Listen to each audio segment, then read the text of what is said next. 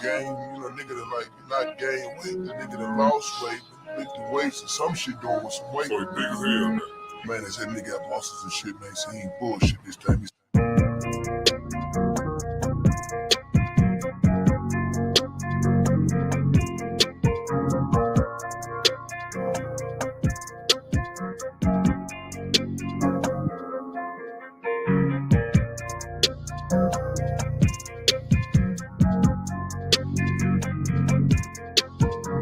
I like red bones, my type, light skin, that's black, hello. TFN, that's fantastic. Fantastic. TFN, that's fantastic. Fantastic. TFN, that's fantastic. Fantastic. TFN, that's fantastic. Fantastic.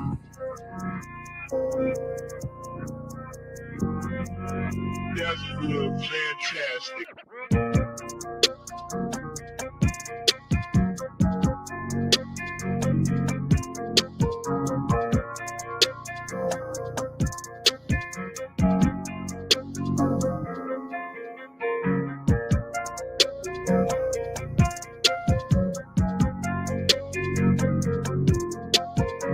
I like red bones, my type, light skin, that's black, hello. TFN, that's fantastic. Fantastic. TFN, that's fantastic. Fantastic. TFN, that's fantastic. Fantastic. TFN, that's fantastic. Fantastic.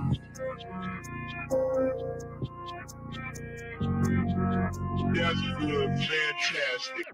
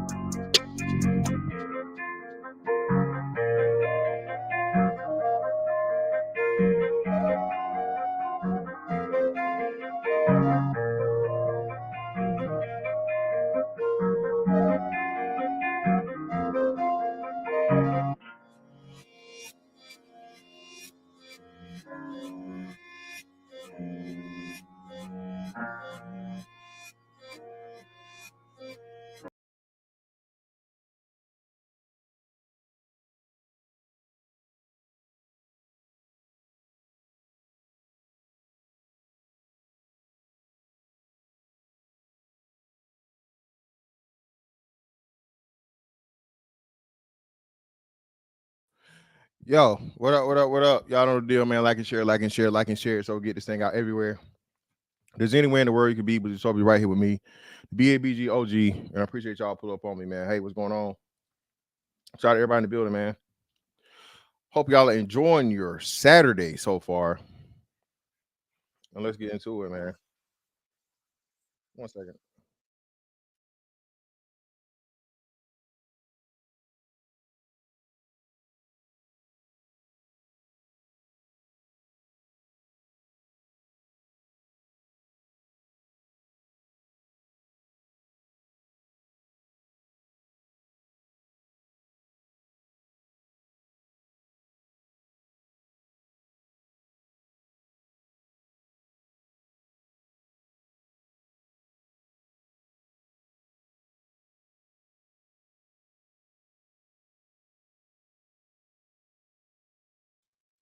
Yeah, man, I'm trying to get this damn TikTok shit up and it's fucking up. But hold on, give me a second.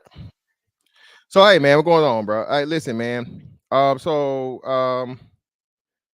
It's crazy, right? When you get this stuff going, bro, and it just as I told y'all, bro, I see a lot of this stuff, bro. You know what I mean? And it just manifests, right? Hey, I don't make the call, man. You know what I'm saying? I'm not the person that really chooses however it goes or whatever. But it just is what it is, right? Shut up, damn it. So the Amanda Seales thing happened, man. And that shit is hilarious, bro. That's gonna be like the main topic, so I'm gonna get to that as y'all can see, man. But listen, bro. What the fuck is going on with this shit? Hold on.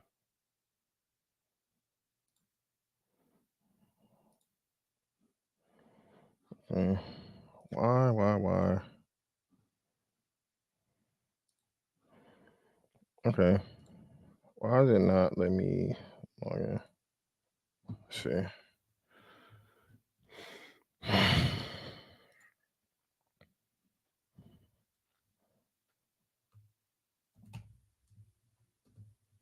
Oh,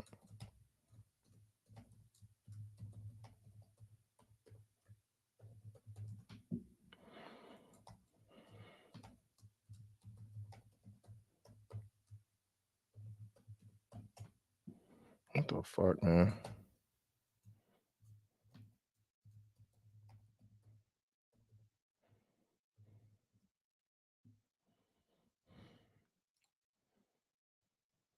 Is this the one? Hey, keep saying login success. Okay, goddamn shit. There we go. No, motherfucker. Lock.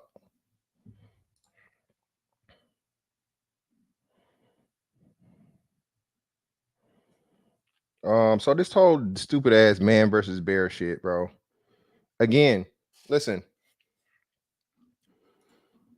Put one in the chat, bro. If you ever even been by, like, you seen a bear outside of a zoo.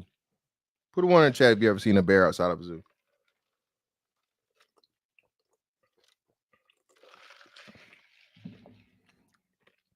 And if you're up north nigga, bro, listen, that's even scarier. Listen, bro, a black bear is like, I think on average 300 to 400 pounds or whatever, something like that, whatnot, what have you. And black bears are small. Okay. Then you have grizzly bears. Okay. And then you have polar bears. And those are all of your, I want to say, Western hemisphere, you know what I mean, type bears or whatever. I guess polar bears would fall just, North Pole or whatever, Antarctica. I don't know. But those. Then you got like panda bears, and I guess you got like sun bears.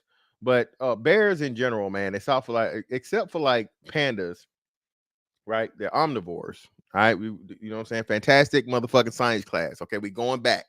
Way back to elementary motherfucking science. They're omnivores, right? Except for pandas. I think pandas strictly eat bamboo, vegetarians for the most part, right?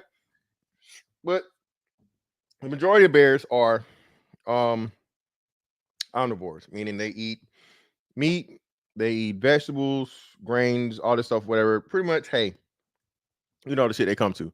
But the most thing about it, again, man, the largest, yeah, definitely the largest land animal in North America would be a grizzly bear. Pretty sure. I don't think there's anything land animal in North America that gets bigger than a grizzly bear. Yeah, that's gonna have it, right? So, and we talking about grizzly bears, man. You're talking like, 800, maybe even 1,000 pounds. You know what I'm saying? But however it goes, bears ain't nothing to play with. Okay, at least not for niggas. Right. White folks, you see, listen, man, man with bear, if you motherfucking put that shit on YouTube, there are several white men that somehow, some way, have these giant ass grizzly bears as pets. They put their hand in their mouth, they wrestle with them, not wrestle, wrestle. They wrestle with them. They know, they hit them. I told you to stay out of the yard, Billy. They give him human names. Come on, bud. We know better than that. They talk to him like a fucking kid. This unit of murderous just mass. Okay? All right. I don't think polar bears are bigger than grizzly bears, bro. I don't think polar bears are bigger than grizzly bears. I could be wrong. But I don't think polar bears are bigger than grizzly bears. And the polar bears are only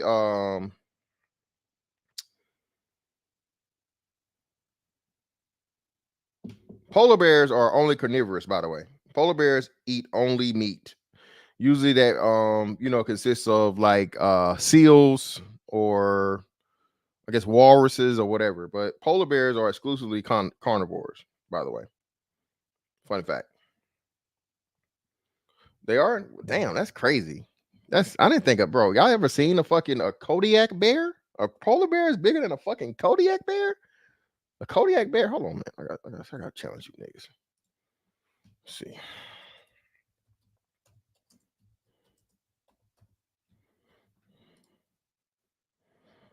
Damn, 1,300 pounds. I guess so.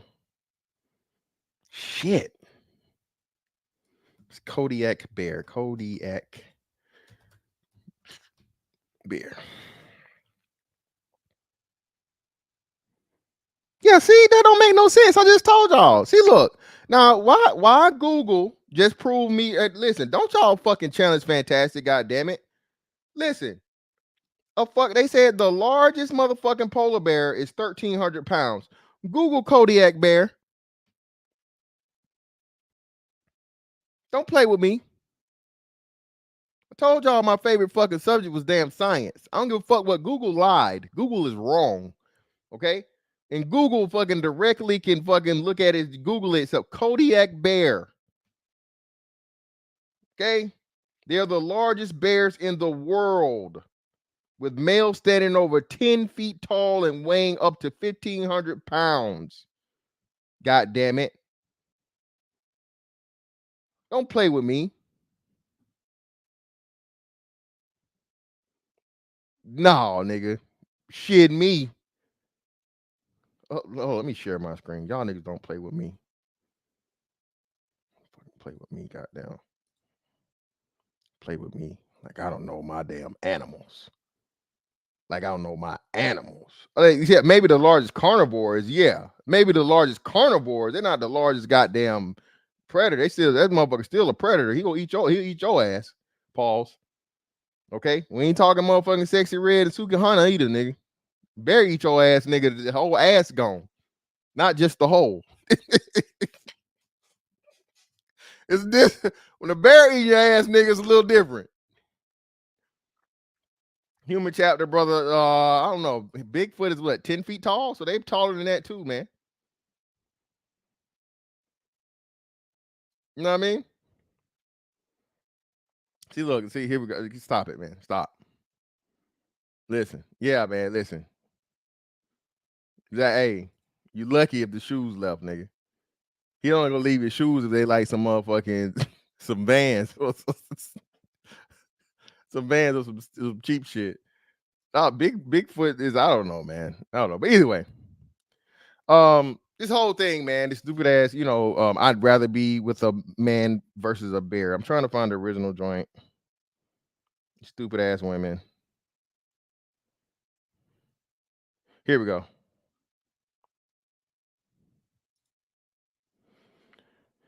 So here's this lovely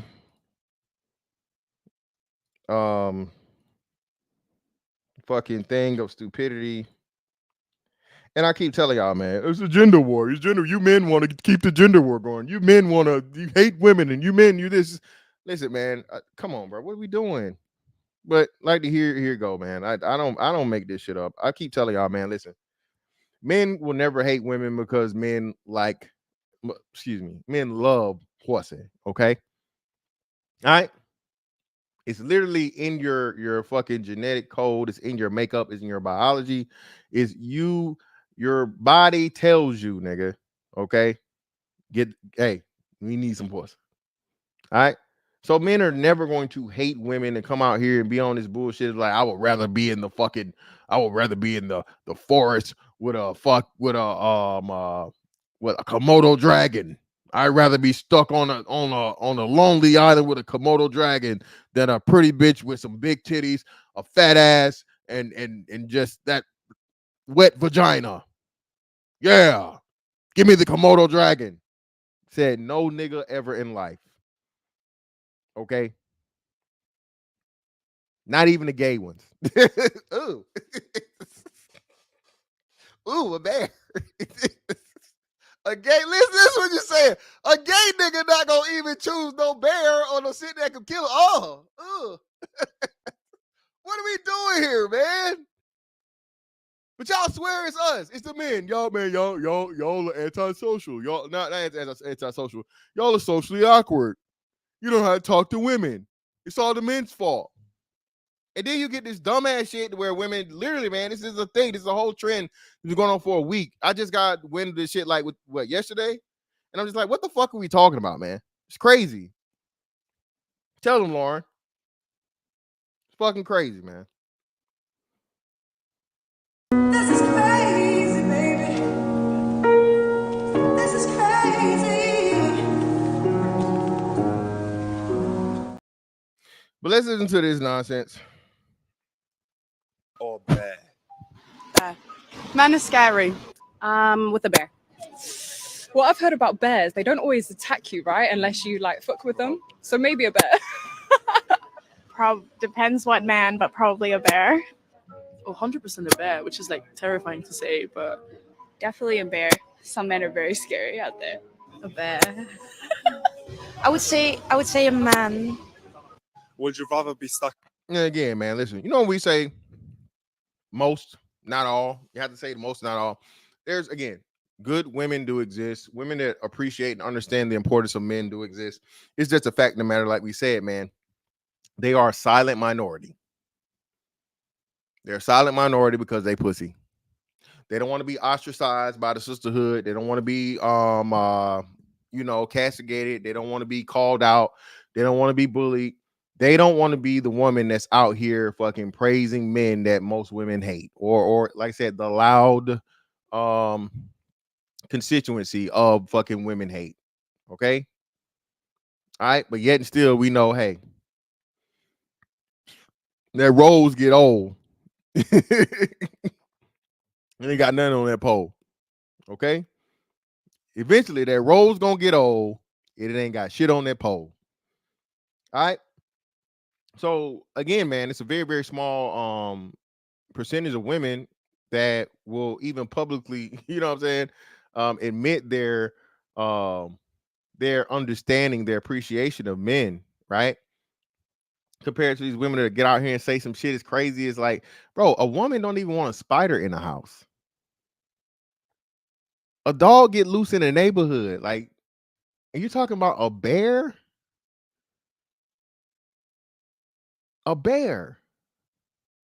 Oh, bears don't mess with you. They don't fuck with you, right? Well, men don't fuck with you either. Again, man, you actually get into the numbers, right? Women die at a quarter of the rate that men die when it comes to any type of violence or whatever, what have you. They give you these reports about, sexual misconduct, sex crimes, all these different things, so on and so forth, but we never get the actual numbers for men, right? And again, I'm not excusing this. I'm not condoning it. I'm not doing any of those things. I have to say it, but so people don't try to make it seem like I'm advocating for, it being okay for women being, sexually assaulted, violated, or any of those things. But what I'm saying is the percentage of women that are victims of it is not substantial enough for the deal to be made, especially when, again, children are 2 to 3 times the victims that women are. Children. And the women never speak up for the children. All right? Women are doing most of the abuse.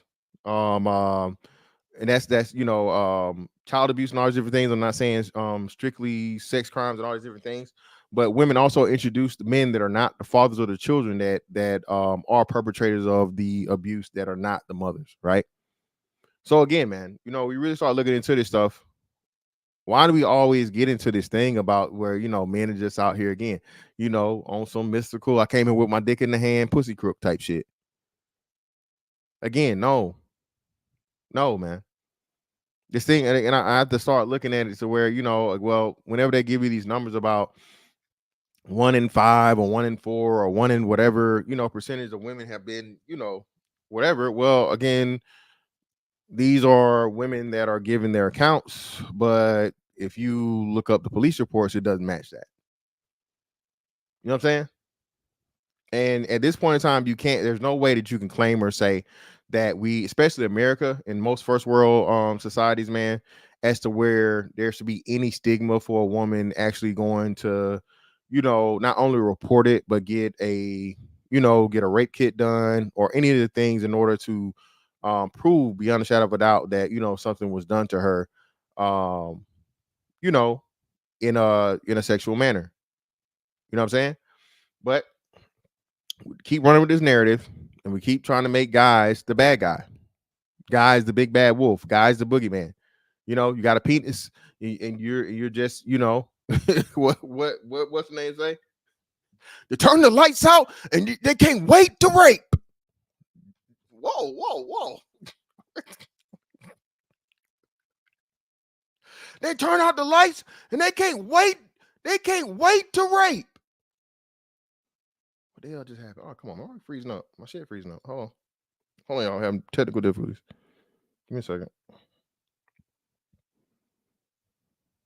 What the fuck is going on right now?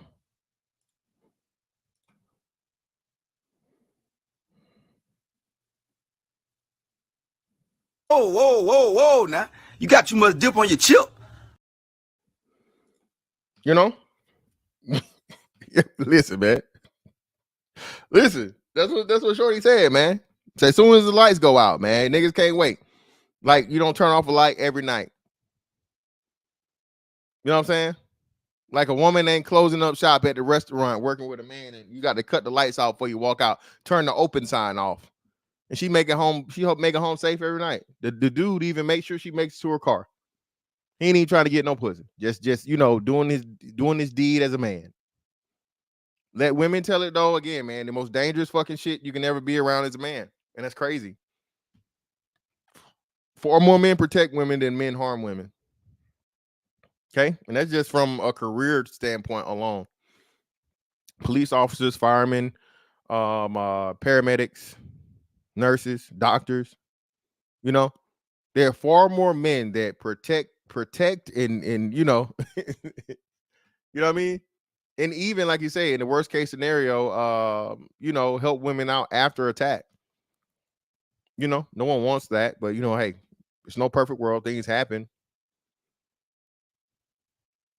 More likely than not, if you have to have any type of surgery, life-saving surgery, it's going to be by a man. Okay.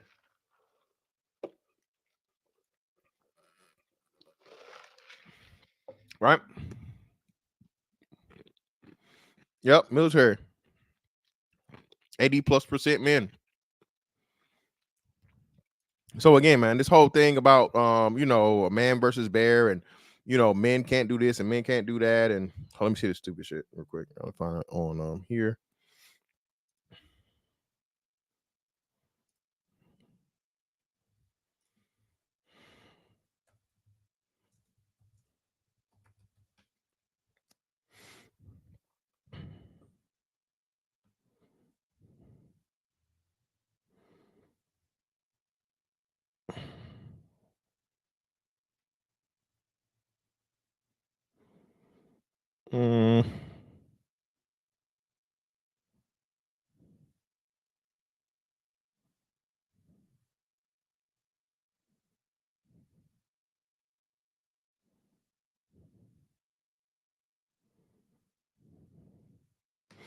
No, they showing me the good shit on here.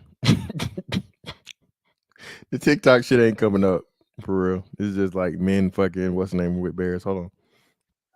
This one chick. Hold on. Where we at?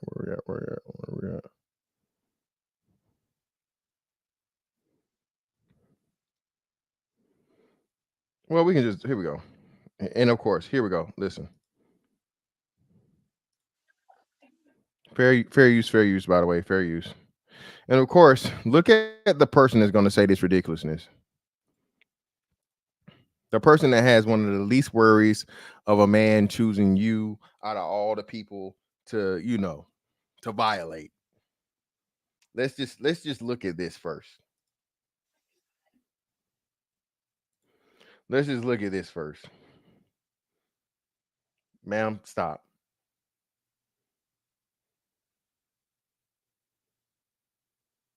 It's some women, man, that can walk butt naked into a room and never be touched. Those are the main women that act like every man is a threat to them. Ma'am, no. Okay. If a man chose to, and again, I gotta say it, it's not really a funny thing. It's more fucked up, and I'm not gonna laugh when I say this. But if a man chose to risk his freedom, right, over taking some vagina, just know yours is safe. Most of y'all out here, most of y'all. No nigga is gonna, you know what I'm saying, for you. Sorry. You're safe. That's why it's never happened to you. That's why you never been chased, you know what I'm saying? You never had a bit of foot race, none of that. Even if a motherfucker was thinking about it and you turned around, he's like, oh, sorry, wrong person. Glodinato, man. Whoa, brother. Don't get blocked, brother. Don't get blocked. Link, I'm sorry, man.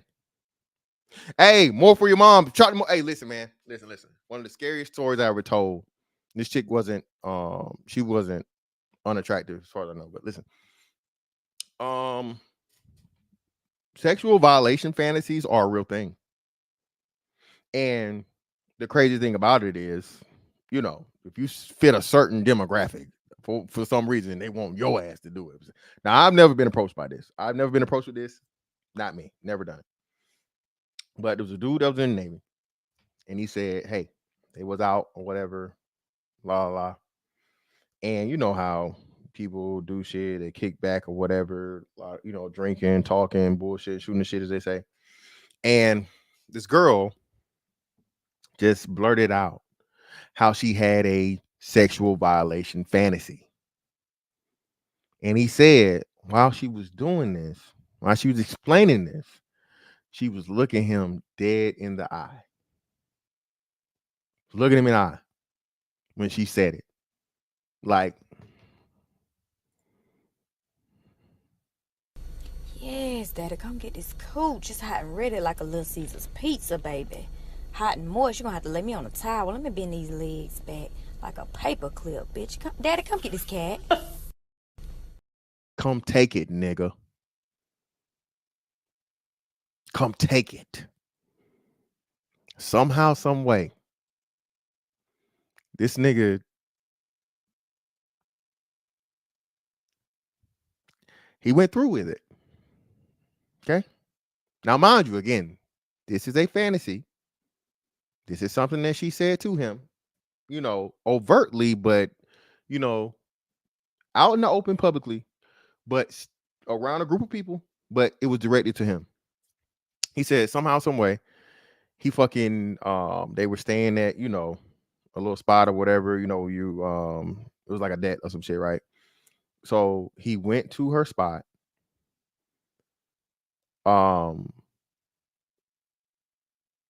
walked in, grabbed her, and tussled with her, and, you know, proceeded to fulfill her fantasy. And he said once he was done, she looked at him, smiled, walked off. He left, and she never said anything, a mumbling word, like a motherfucking, like a church devotion. I could never be that brave. Listen here, bitch. No, I ain't taking no pussy ever. You got to come. You got to give it to me. Now we can, you know, hey, we can role play on some shit, but I'm not. Listen, I'm not tussling. I'm not wrestling. No figure four. No sharpshooter. No torture rack. No motherfucking no rock bottom, baby. No, I'm not wrestling for the pussy, baby. No, he needs to give it to me. Okay, and then we can discuss everything else that we gonna do, after I've been given full consent and whatever to the understanding. But hey, man, again, rough sex exists, and some women are into, those type of fantasies. They do exist, right? And that brother there, listen, hey man, hey Darth, look, hey, listen, I agree, man. No, get deleted. How? What you mean? Right here. Yeah, man. I listen, Darth. I'm never doing that shit.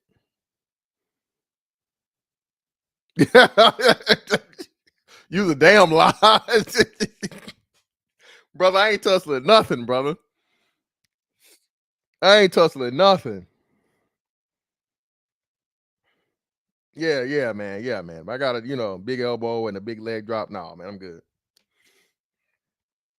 Let's see what's going on here. Let's see what's going on here.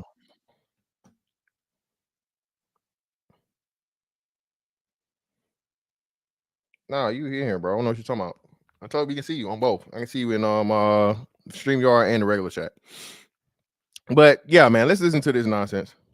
If it were me and I was alone in the woods, I would prefer to see a bear than a man. It's not a bear that's roofying women. It's not. Again, ma'am, who the fuck even uses roofies nowadays? These women doing just as much, if not more, drugs than the men. Willingly. Drunker than a skunk, higher than a kite. The women just like the goddamn men. So again, when are we gonna stop this narrative, man? And again, I told y'all, listen, bro, you gotta be careful. This dude's out here, motherfucking, hey. Damn, that drink is strong. Dudes targeting dudes, man. Or women targeting. Listen.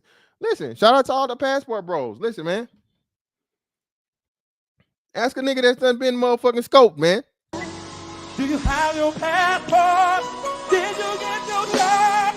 Who wants to come back with us to America?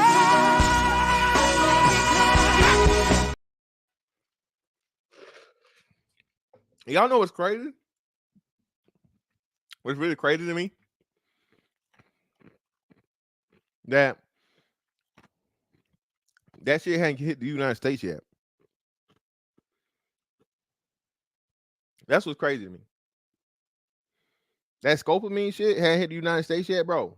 When it do, though, when it do, and it will, it's gonna be some motherfucking scary times, bro.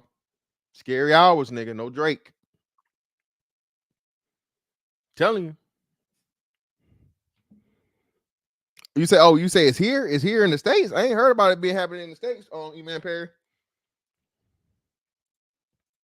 Not a bear that is involved in sex trafficking. It's not a bear that women have to fear whenever they divorce that man or break up with that man. It's not a. Again, ma'am, for one, marriages at an all-time low.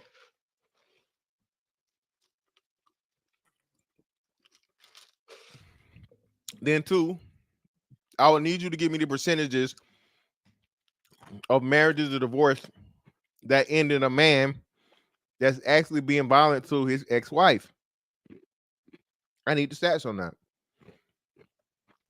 I guarantee it's less than 5%, definitely less than 5%. And I will bet thousands of dollars that it'd be 1% or less. Again, this narrative that men are just ultra violent in mass against women, bro, we got to stop this shit. Especially again in the United States of America. If you're in India or Saudi Arabia or Iraq or Iran or a country where women don't have rights, hell, even a lot of parts of Africa, right?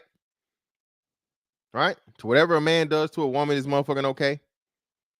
You know what I'm saying? Legally and socially, publicly. You have a leg to stand on. All right? But when you're living again in the first world country to where if a man even,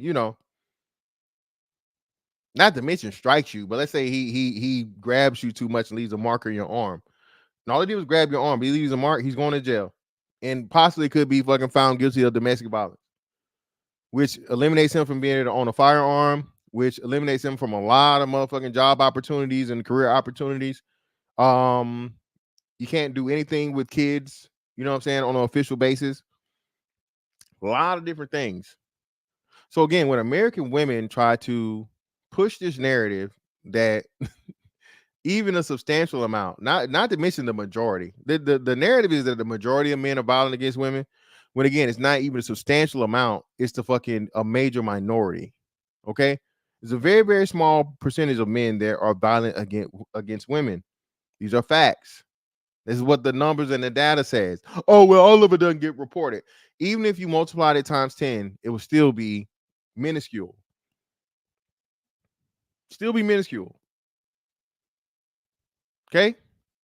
So again, you gotta get out of this bullshit, man, where again, and this is why I say men are learning that, listen, I told you, this is fantastic original. This is my shit. If I don't know you, I don't owe you. I refuse to put my life on the line for a woman that would on Tuesday say, oh, men are just these rapists and they're woman beaters and they're sex traffickers and they're this and they're that. And it's like, oh, really? Oh, okay. Then I see your ass getting stomped out on fucking Wednesday. Hey, walk on by. R.I.P. Isaac Hayes. Okay? I just break down and cry. Walk on by. Baby, I'm walking right on by, baby. No, man. No, I don't fucking, bitch. Oh, you crazy as hell. I'd be a motherfucking fool, man, to lose my life or, some type of, risk my health for a motherfucker that's out here lying on me. You know what I'm saying? Crazy, man. A bear. It's a man. I genuinely feel like it should be disheartening for men to realize that so many women would rather take their chances with an animal than one of them. No, it's not disheartening at all. It's just letting me know you're fucking crazy, you're delusional, you're unappreciative, and you get what you get. It lets me know, hey, you think I'm this fucking this terrible, horrible, dangerous person, I'm going to avoid you like the plague. I'm going to ignore you.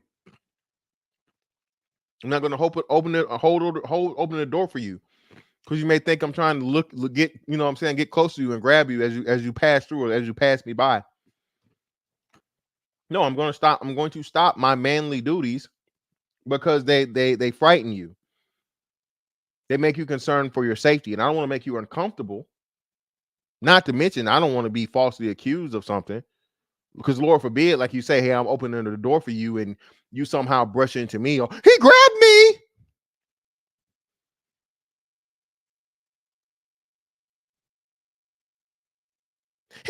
He touched my butt.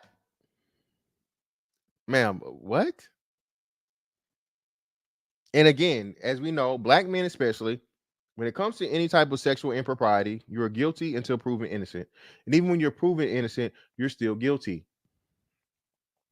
because the accusation is all that's needed.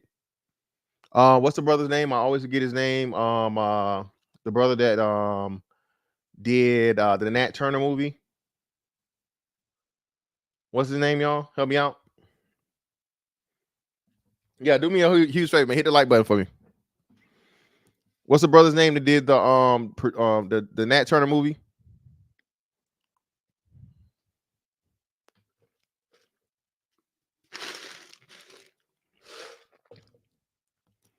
Appreciate you, Nate Parker. Yeah, Nate Parker. In a time to where you know what I'm saying, you didn't even really have a chance doing this thing. Beat the charges beyond the shadow of a doubt. Okay, found not guilty. Nothing to do with it. And years later, when he fucking finally makes a movie, black women are the ones portraying this bullshit about him somehow, you know what I'm saying, being this sexual predator, all these different things, even though it was adjudicated and he was found guilty beyond the shadow of a doubt. The false accusation this woman made against him were not true. Scorned lover, jilted ex, all this fucking bullshit. Women act like this shit don't exist. Jeannie Mai, I got the Jeannie Mai shit coming up right now. Jeannie Mai used a fucking golf ball incident, bro, to try and lie on Jeezy. Lord, please let Jeezy get custody of that child. That should be all he needs. The fact of the matter is she will lie and say he physically abused her.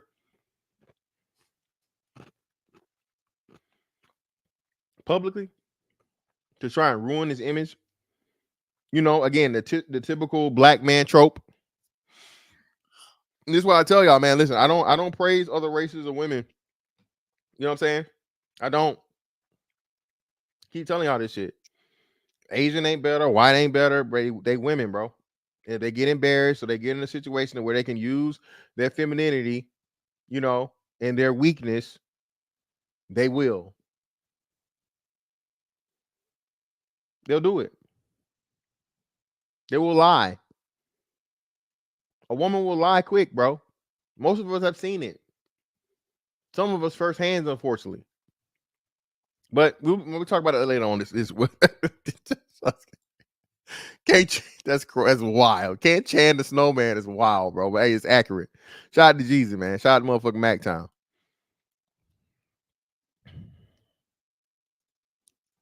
Not all men are dangerous. Not all men need to be feared. But there are so many of you that turn a blind eye to your friend, your... Ma'am, no, they're against. Listen, like you said, not all men are dangerous. Not all men need to be feared.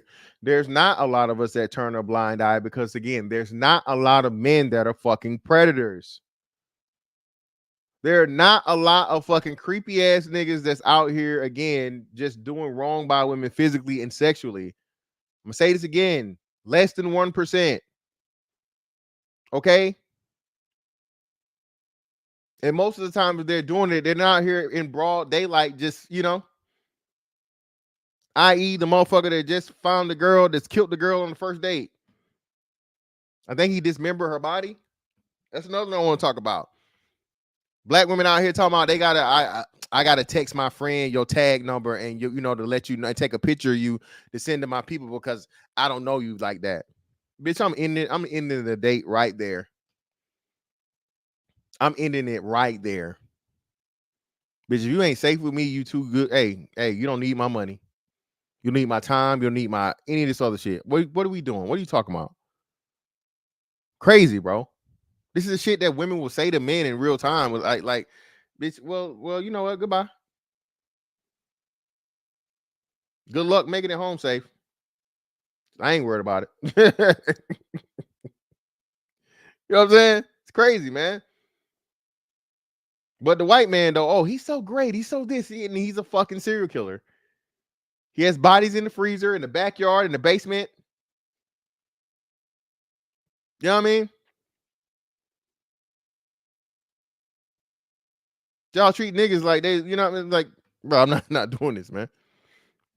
Nah, yeah, it's a real sad story, E-Man Perry. It is, but hey, let me learn. Your frat brother, your cousin, your brother, neighbor, so many men that you know are dangerous and that will... No, so many men. No, you're lying, ma'am. Use a bigger liar as that gap that's in your mouth. Let's see. Hold on. Let's see. Where's that? Oh, I gotta stop. Let's see. Die to your... Damn, that shit. Friend, your frat brother, your cousin, your brother, neighbor, so many men that you know are dangerous and that women should fear. Yeah, goddamn. Every time she put emphasis, that gap big as hell. But you say nothing about it. Truthfully, if men were honest and they were alone in the woods, even... There you go.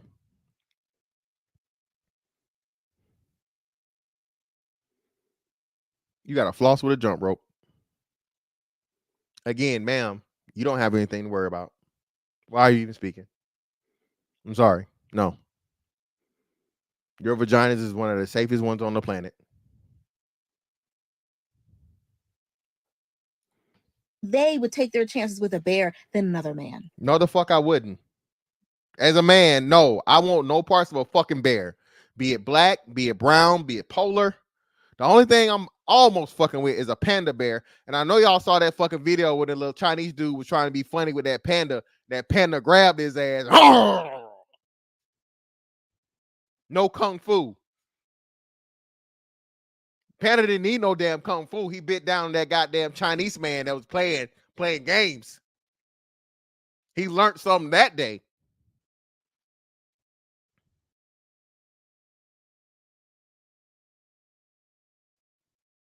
Yeah, man. Listen, hey, yeah, come on, man.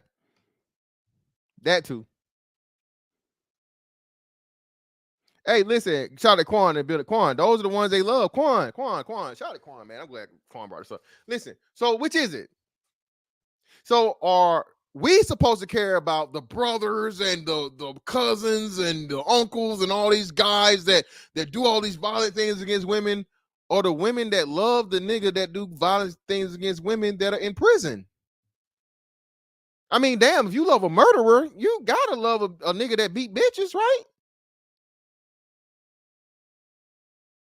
If you love a murderer, stone cold motherfucking killer, a motherfucker don't give a damn about no regards to human life, women, children, old people, man, woman, no regard for anybody.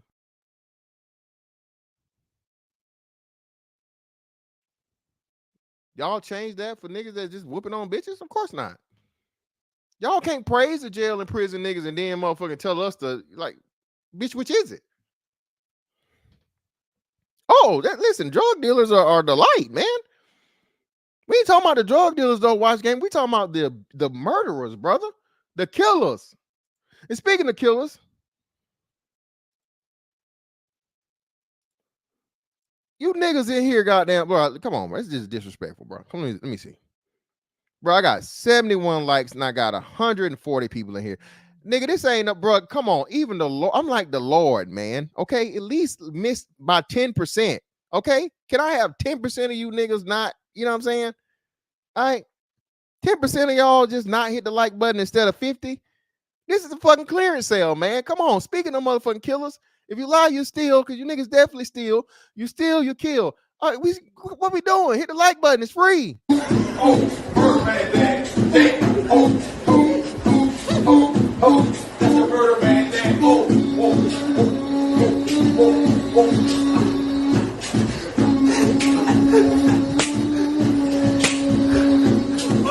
Real more shit, man. That's why more bodies, man. Hey, man, shot literally in the pen. That's wild, Candy. In the pen pals is pen pals in the literal in both kinds of ways, huh? Crazy. Hey, yeah, so that too, Jeffrey Rice. Will have your fucking children right around the motherfucker, man. It ain't supposed to be around no kids. Listen, man, I'm gonna say this again. Listen, brothers, you got kids, especially your kids are not in your custody or whatnot, what have you. Hey, man, know where your kids are. Find the zip code. You should be doing this at least quarterly. I won't say you got to do it every month, but at least quarterly, or at the very least twice a month. You should be doing a what do you call it? It just is in my head. Oh, a sex offender registry check. Okay. Especially if you're not to be able to be around your kids or whatever, man. You know what I'm saying? You should be doing a sex offender registry check, because the people you see on it may surprise you. And the last thing you want to see, you want to know that may help you, all right, in your endeavors in getting custody of your child, because it just may be the nigga that fucking your baby mama's dealing with. Now, it never happened to me. So y'all say that's what I'm saying, because trust me, if it had happened to me, I would definitely have custody of my kids without a doubt. But some brothers do, man, end up finding this stuff out, you know what I'm saying, very, very unfortunately, and hopefully, and blessedly, not because the person, preyed upon their children, but, and you single moms, y'all should be doing this shit religiously. If you're a single mother and you're not out here just checking for your area, I'll say like a 50-mile radius of whatever your zip code is, what the fuck are you doing? You can't tell me you love your kids and you also this and that and all this stuff and whatever, and you know what I mean? Because like I said, man, you'll be surprised. But I'll never forget. I did the shit when I say it was back. It was a while back. But I did it for my current area. I did it for because I really did it for my kids, right? Because my kids were down in Tampa, so on and so forth. So, you know, I just wanted to check to make sure that, you know, she wasn't fucking dealing with some asshole or whatever that was in the thing, right? And then I did it for here in Jacksonville. When I did it here in Jacksonville, it pulled up a nigga that I was playing ball with, bro. I was playing ball with a nigga like on the regular, right? Come to find out, this dude a motherfucking sex offender, you know, for underage fucking sex activity, and he was grown. The dude, one of the dudes that work at a car shop place, bro. I had just fucking gone there, probably like I said, like a month or so earlier to get some work done on my car. This nigga pops up on the fucking sex offender registry. Old cat, right? Same shit. And then I did a search. I told y'all about this one back home in Macon.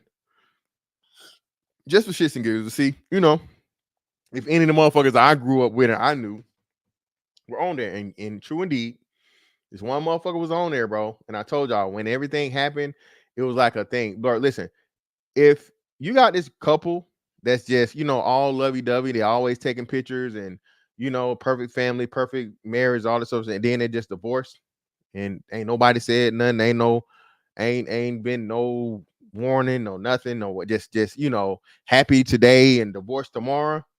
Hey, some shit was done. More likely than not, it was illegal, immoral, and heinous as fuck. And that's exactly what happened with this lame ass nigga. Nigga had kids and somehow he was motherfucking molesting kids. And like I told y'all, you got to learn the laws about this shit because even a child molester, bro, they're still allowed to have custody around their kids. They can't be around anybody else's. This motherfucker became a chef, and a lot of times they change their name from their government name. They go by some fucking alias. Same thing we see going on with this whole, you know, drag queen story time bullshit, right? As to where these people, you know, they change their gender and they change their name. That way you have, unless you know what I'm saying, actually look up and do the research to figure out what their legal name is, you have no idea that they're not supposed to be around kids in the first place. You know what I'm saying? So again, man, no, it wasn't his own kids, bro. It wasn't his own kids.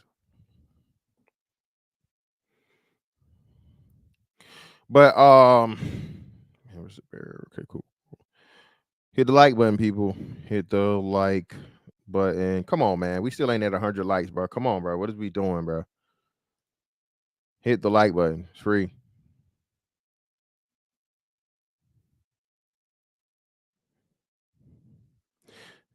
The dick police never ends, bro. This shit is crazy.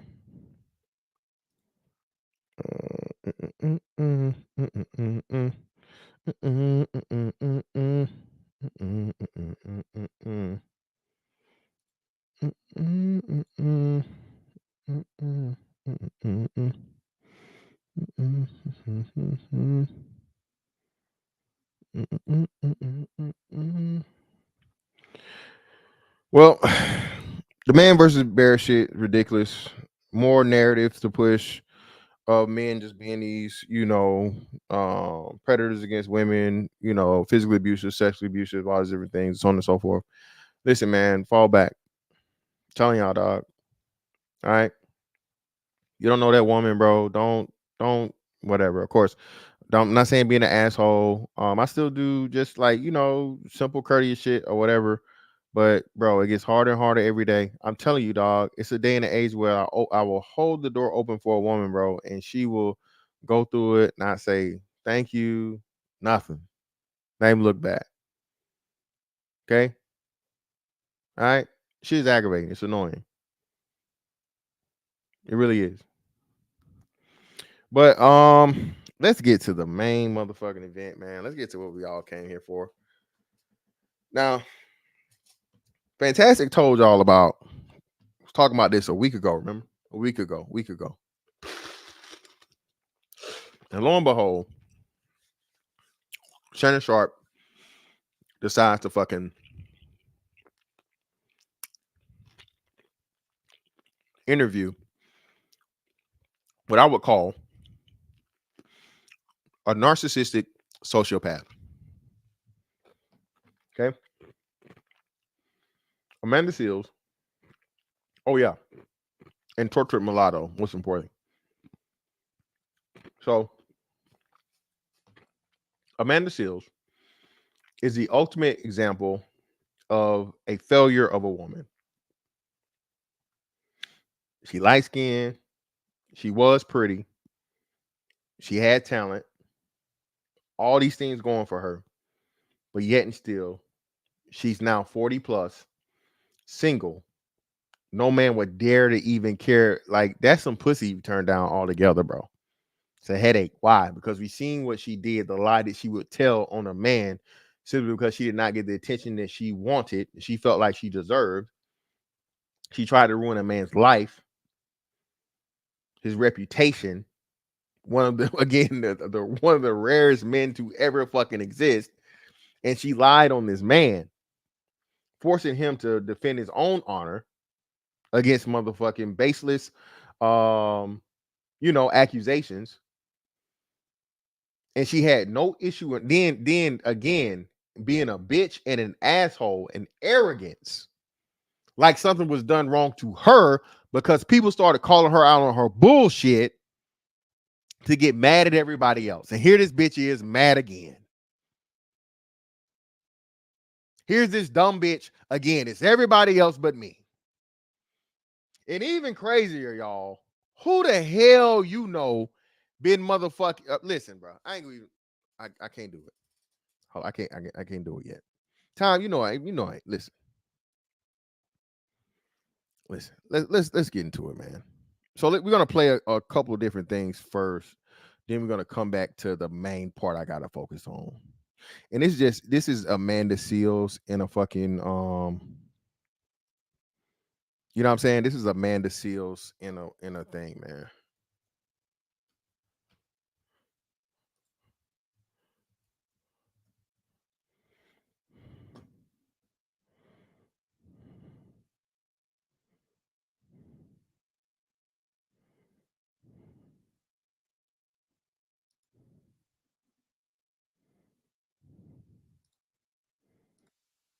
Fair use, fair use.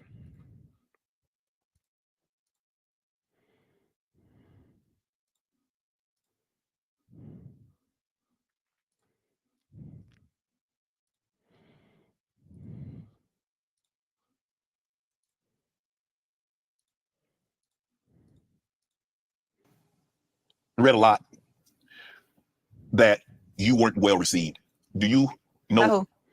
I mean, if they're turning it back, they're booing. I mean, I guess the people that you're trying to read the poetry to. Incorrect. Okay, correct me. I will write about this extensively. I was asked to join Flowetry after Natalie. I was told that Natalie left. Okay. Apparently that was not the case, but that's what I was told. Okay. And then we prepared to go on tour, and they did not tell the fans that Natalie would not be joining Marsha on the tour. Okay. So when I come on stage, I do not resemble Natalie in any shape, way, or form. Right? Right. So immediately, our first show in Boston, people are like, well, who the fuck is this bitch? But I can sing, and I know the songs. So the first show, great time. Good job. But now the word is out. Natalie ain't on the tour. Right. It's Amanda, whoever this broad is. It's Amanda Seales. Well, actually, no, I had a name by then because I had done MTV. Right. So we now went from Boston. The next show that we were doing was somewhere else. I can't remember, but maybe Philly. Okay. And so I guess to just correct the scenario, it's not that people were mad at me because of how I was delivering the work. It was that they felt duped by the ticket sales because they had bought tickets to see the Flowetry they knew, and they were protesting that this was not the Flowetry they knew. Nonetheless, every time I won them over because I am talented. Okay. So every time I won them over, and I remember, being at Club Love in DC, and they had. Now again, man, the person that just has to convince you that they're so talented and also this and also that. Listen, man. Listen. Shout out to Kevin Durant, man. Shout out to KD. Hey, man. Hey, bro. Quick little NBA, bro. The changing of the guard is happening, bro. Bron is done. KD is done. Steph is all but done, bro. These new boys taking over, bro. Ant-Man, old boy last night went off. Halliburton, Jason Tatum, hell, even Paulo. Listen, man, these young boys, bro, they here now. And I think, the change in the guard is all but done. The NBA is trying to hold on to these legacy players or whatever. And again, hey, all great, all-time great players. KD is a top 50 all-time player. Steph is an all-time 50, fucking LeBron, top 5 all-time players. So again, can't take anything away from those brothers, man. But shout out to KD, man. I'm Kevin Durant. You know who I am. Listen, bruh.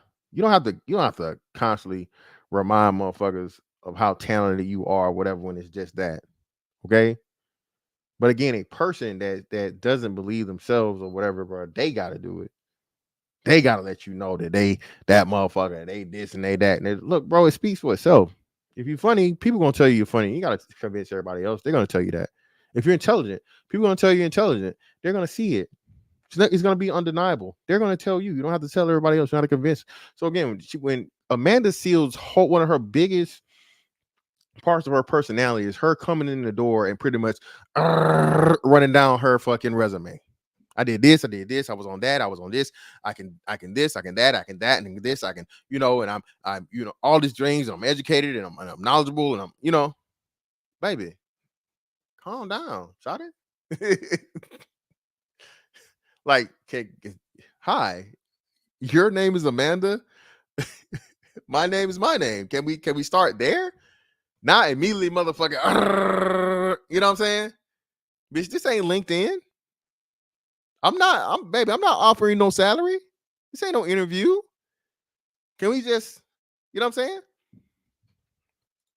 Their backs turned to the stage, and it was like I was on The Voice. I had to get them to spin them chairs around. But I sang my song. That really happened. So they really. My nigga, yes. What are you talking about? Yes. Do you mind if I call you my nigga? You call me whatever you like. I mean, yes, I'm talking about literally like. Even this is what I'm saying, right? So the tortured mulatto part of it, bro. You had Cat Williams on this man platform. I think, did he have DC Young Fly's been on there, right? You've had male comedians and personalities that say nigga, nigga, nigga, nigga, nigga, nigga, nigga, nigga, nigga. Okay, nigga fest. And none of them referred to Shannon as a nigga, but she had the need to try and, black it up. My nigga. What? Y'all know I don't even do the femininity shit for real. But my nigga? Well, we finna roll a blunt and go get some hoes? What? And not to mention again, Shannon Sharp is Unc. Right? Right? And I think him and Cat Williams around the same age. DC Young Fly is a little younger, whatever.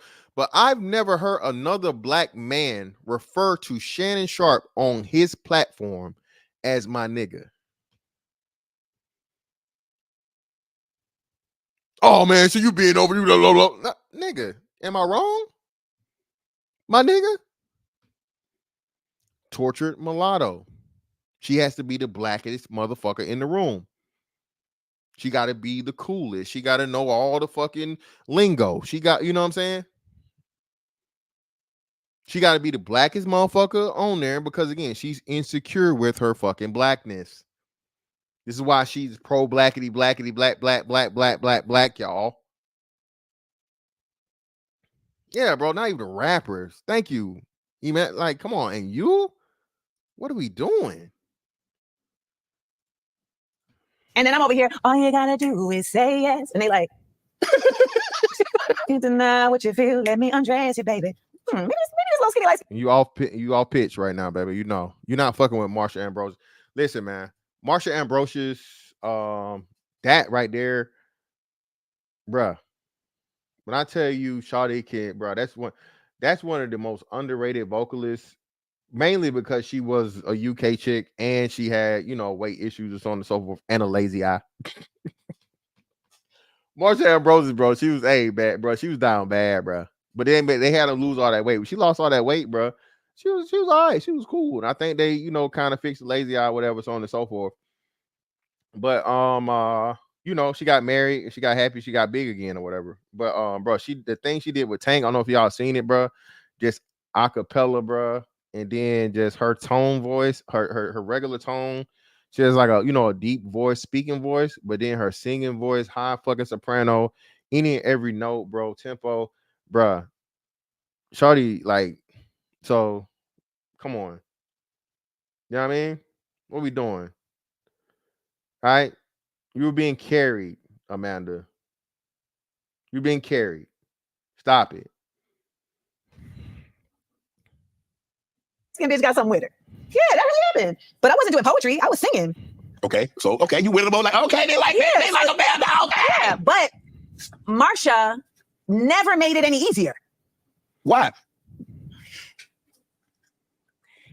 Why? Yes, why? Why did Marsha? And my bad, y'all, man. I ain't read nothing. Now super chat, man. I greatly appreciate y'all, bro. Let me make sure I get to this money real quick. Shout out to everybody in the building. Shout out to a man, CJ sparring matches, brother. I greatly appreciate you for the 5, brother. Thank you kindly.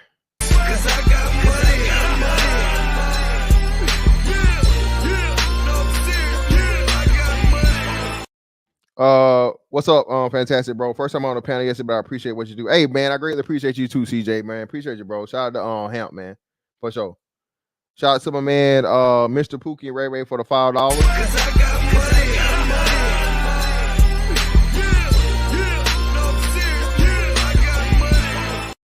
Beautiful naked women don't just fall out of the sky, you know. That is true, brother. That doesn't just happen. They don't just fall out of the sky. Shout out to the Kobe 42 for the 5. I really appreciate you, brother.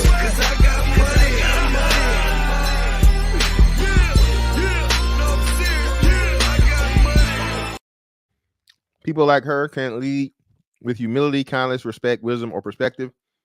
Wonder why no man wants to be around that type of chaos. Yeah, man, listen. It's never her. It's never her. Okay, now I think. This is now, see what I'm saying? I think. Okay. I don't know. Okay, this is your point of view? This is your POV? I think that they wanted me to quit. Why? Because then she could proceed on the tour by herself, and she was in the process of going into her solo career. And the way that I was treated was so... That point's not in the real. group. We have a lovely other lady named Amanda, and she's unbelievable. No, and we didn't do press. And I remember Wendy Williams. So we get to Atlanta. Okay. Now, what people didn't know was that even before any of this had started, I was music director. So... Oh, God. Hold on now. She was what? Oh! Y'all know one of the Harvey Weinstein fucking things got overturned? Y'all know that? Put one in the chat, man. Let me see.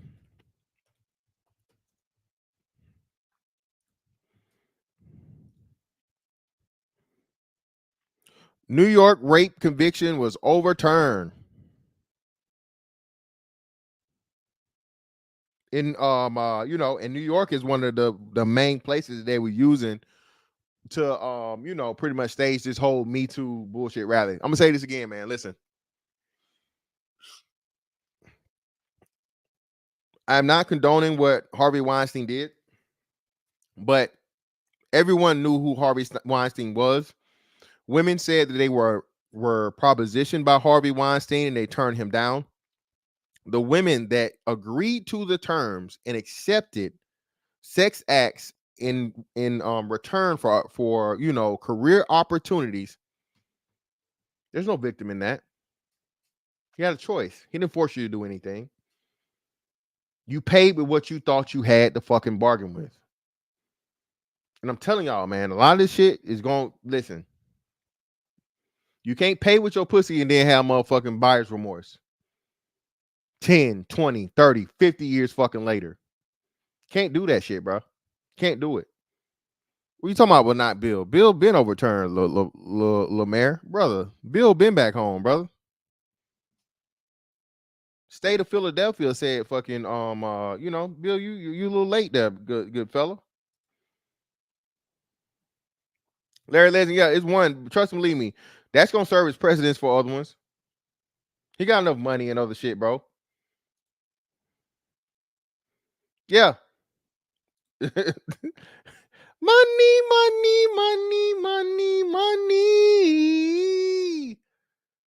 That's why I said this, man. I never said or agreed to the fact that Cassie was a victim Even though she won, the settlement or the lawsuit or whatever, again, she didn't sue Diddy. Diddy didn't admit any of these things. Diddy didn't give her a settlement. It was his insurance company or whatever from his business that did so. Listen, man, these women are willing participants a lot of times in these activities, bro. And then you want to turn around and play victim when it's profitable. That's the best motherfucking insurance policy or retirement plan ever. Be with a wealthy man, a popular man, a man that's, whatever he's doing for years on years on years in your earlier years. Have absolutely no evidence of it.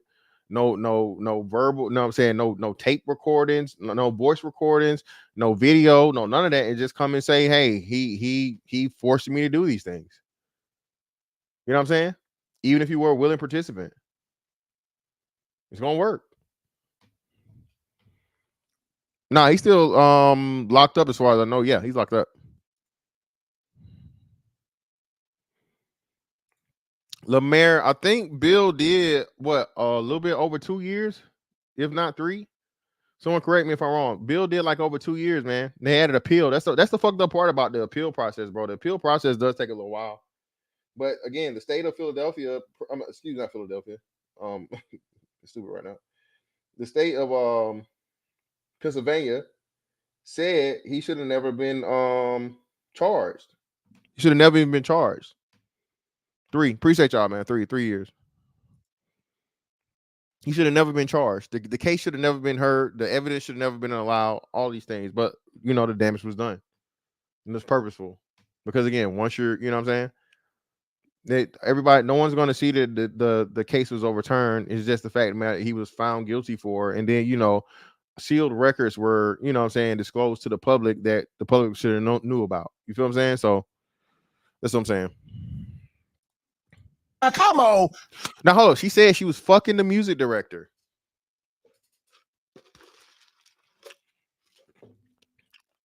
How many men on Shannon said they fucked somebody? How many men on Shannon talking about, what I'm saying, the pussy they get, the hole they fucking? This a whole nigga. Now she was fucking the music director. But y'all worried about her not having no man? Y'all can't see why she don't have no man? What's up, my nigga? Bro, I can imagine after you motherfucking get to the bottom of that pussy. I can just imagine. So, hey, man, you about to be out? Yeah, I'll kiss up with you later, cuz. You feel me? For sure, folk. I'll holler at you. That's Amanda walking out your crib, bro.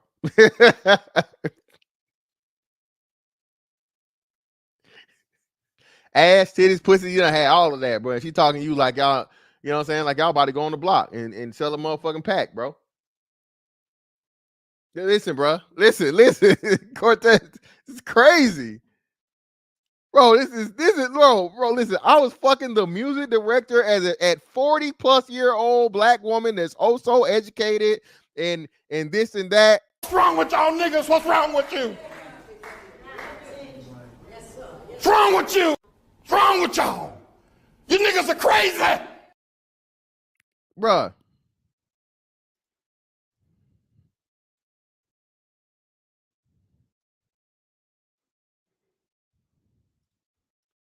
You ain't months before. You ain't supposed to do that. I didn't even know he was a music director. I was already this nigga before. But then once you find out, you like, I can't do this. Well, no, my point is that I had an insider. Oh. Yeah, her point was, no, I didn't stop fucking him. Yeah, the point is, nigga, yeah, I kept fucking that nigga. And what I keep telling y'all, man, hey, you want to be who? Who do you want to be? You wants to be the fucker. Okay? My nigga, your job is to become and be and maintain being the fucker. Okay? Not the food, not the fooder, not the driver, not the repairer, not the counselor, not the problem listener, problem solver, the fucker. Okay? That's the only nigga winning in the situation, man. Now, of course, if you want you fucking, hey, man, and she's, she's good people. hey, y'all can chill, man. You can go do whatever you want to do, have a good time, and so on and so forth. But again, your first title, fucker, and then everything else. Your main job title, okay? The fucker. No, oh hell, definitely not the cuddler. No. Shout out to Mike Epps. Definitely not the cuddler. No, the fucker.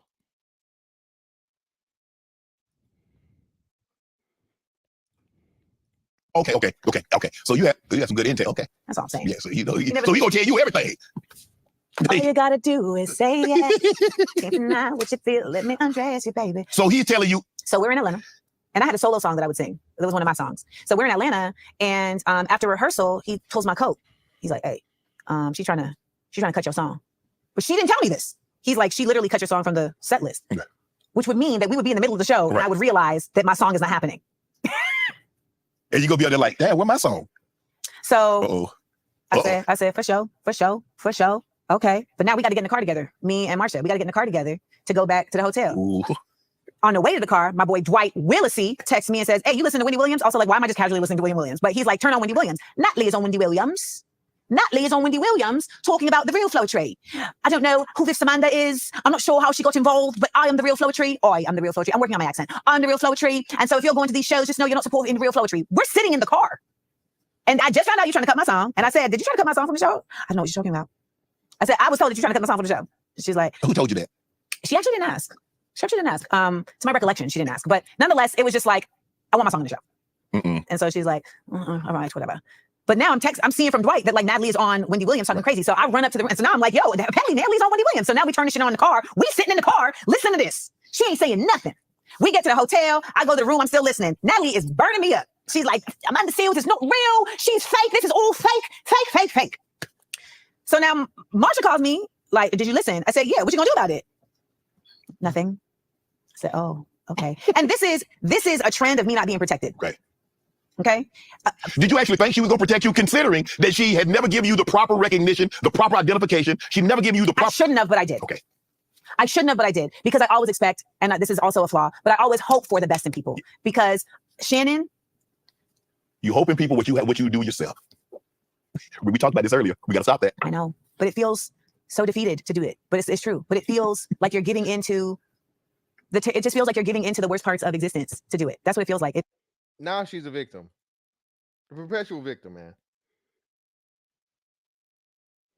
Perpetual fucking victim. Because everybody else has never her. She's not the problem. It's everybody else. She's always the nice one. She always gives people the benefit of the doubt. She always tries to see the good in people.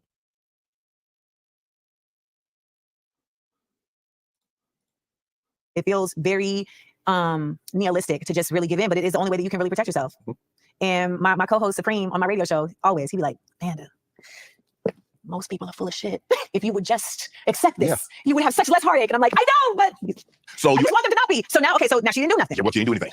You feeling some type of way too now. I can see it. I see it right now. Well, what most people think is feeling some type of way for me is actually just me being hurt. It's really, it just reads, because of the type of human I am and the way that my self is set up, it reads as anger, but it really is deep hurt. That's what you're reading. And betrayal. And I'm giving so much of myself to this. And to your point, ain't shit been right up to this point. So it is a straw on a camel, Mm-hmm. So I'm like, okay. Now I call the music director, like, "Yo, this shit just got ridiculous." He's like, "Yo, I'm about to come to your room. Let's talk." I'm like, "Okay." This nigga never comes to the room. I come downstairs. He's talking to a white chick at the bar. I'm like, "God!" The one that you used to. I thought he came up there just for one last soiree. I was thinking. Because that would have made sense. Yeah, for sure. The pain away, But no. So I then call my homegirl to take me to the airport. Okay. So I call my mom and I'm like, "Book me a ticket. I'm out of here. Because I've reached my wit's end." And again, I have no allies here. I had a manager who was. So again, you said it so casually. You was fucking the music director or producer or whatever he was, music guy, right? Shawty, y'all ain't together. He wasn't your man. You said it yourself. Y'all was fucking. So if he talking to a motherfucking white chick at the bar, what are you supposed to do? Hey, you just one of many. You know this, especially if he's a music producer. Anybody in the music industry, in that industry, you already know. You know how these hoes is doing. Like told y'all, man, listen, producer, person that's got like, "Hey, you know I can make you famous, right? You know I can make you famous, right?" That's nigga's favorite line. And what a bitch gonna pay with? That mouth and them legs. But even though she said it's okay, oh yeah, I was fucking them. Just fucking. What was she? Hurt? She felt some type of way. Shout out to Rich Homie. They was in Atlanta. She felt some type of way. Well, hold on, Shawty. Whoa. You miss, me tell me you caught feelings over, you know what I'm saying? What are we doing? But again, she's the victim. Was none of the above. Okay? This nigga sent me on the road with no contract. Talking about, well, you should just be happy they asked you. What? So I want you to follow the themes in this interview. I want you to follow 2 themes: misunderstood and not protected. I want you to follow those themes. Okay? No, it sounds like, bitch, you dumb as hell to me. You went on the road without a contract. You claimed that you had already been on MTV. You already had this. You had already had these things. You were a grown-ass woman. No, bitch, you were dumb. You were a dumb bitch. That's what you were. You didn't protect yourself. You didn't protect you. You didn't make sure the business was together before you just jumped out there because you thought, you know what I'm saying? She clearly suffers from a horrible case of Dunning-Kruger effect, right? She builds herself up to be just this such spectacular, miraculous fucking person, talent, intelligence, personality, comedy, all these different things that she believed that in her head, and this is why this bothers her so much, right? She was bothered by the fact of that Marsha didn't just, pretty much fawn at her singing ability or whatever she thought she had. But again, when I keep hearing you say this, Shawty, your shit is flat right now. So maybe it was better back in the day, but listening to you right now, that shit is flat.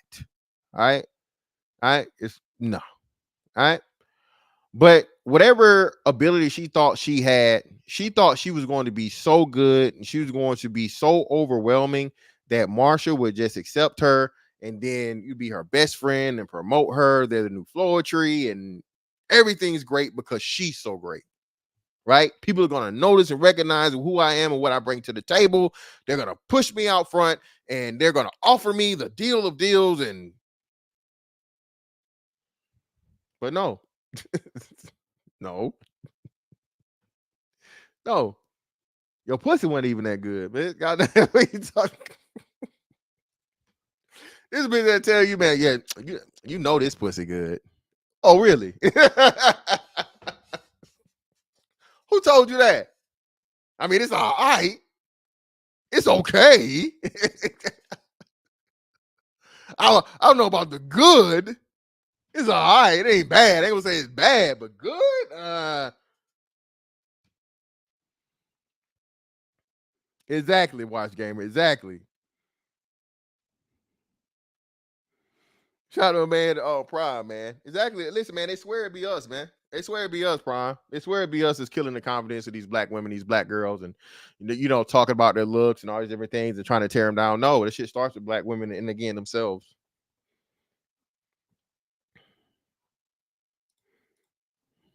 Because you've noticed these themes. You follow the theme of racism, but I want you to follow those other themes because they're important. They're important to understanding someone like me. And when you have not been protected and you are misunderstood, what are you going to naturally develop? Defense mechanisms. For sure. You have to protect yourself. Yes. There's no other way. No. They will tear you up. They will eat you alive. Right.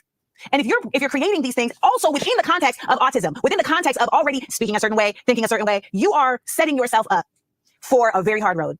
But you're not even the one setting yourself up. I take that back. You are set up for a hard road. In the midst of all of this, though, you are brilliant. You have talent. And you're in a field that's the only way that those things really work in. It's not like I can go be the theatrical Seales, like at the hospital. You feel me? Like, this is where I have to be. So I was about to leave. And the drummer who we used to clash because we both had these like really big personalities that we hadn't matured into yet, he hit me and he said, you can't leave. You cannot leave because if you leave, they'll win.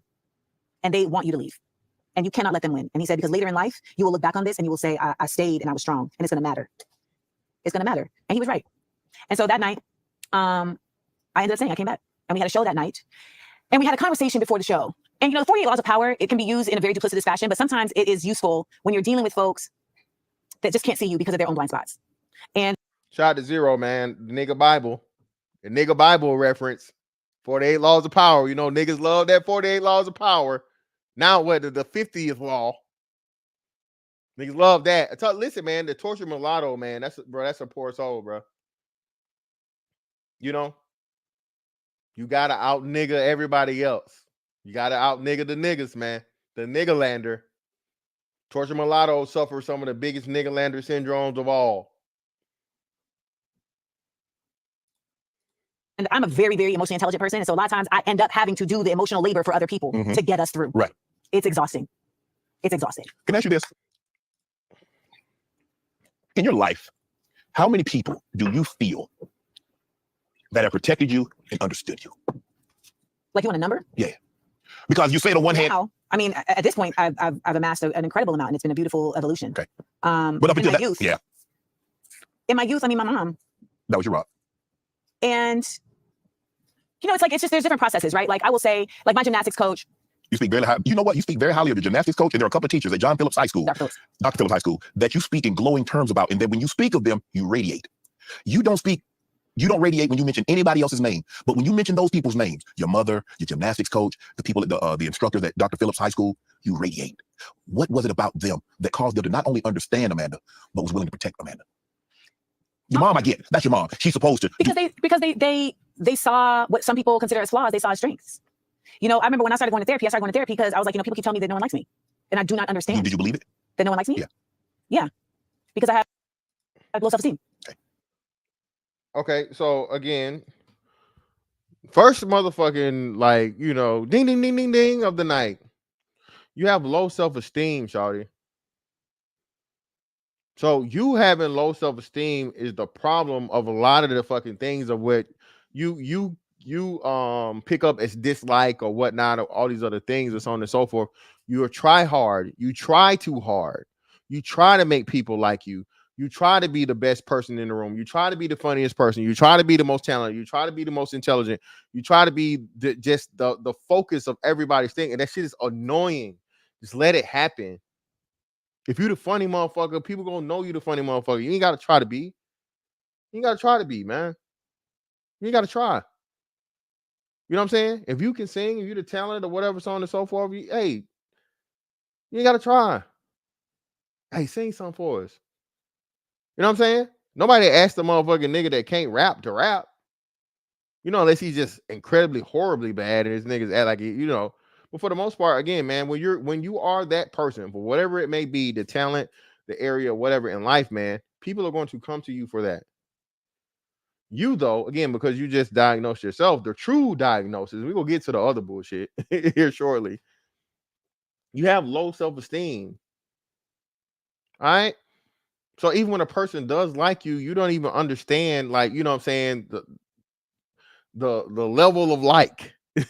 And more likely than not, if they're not liking you to your liking, then you push them away because you try to get them to, you know what I'm saying, get it up to the standard of what you expect out of them.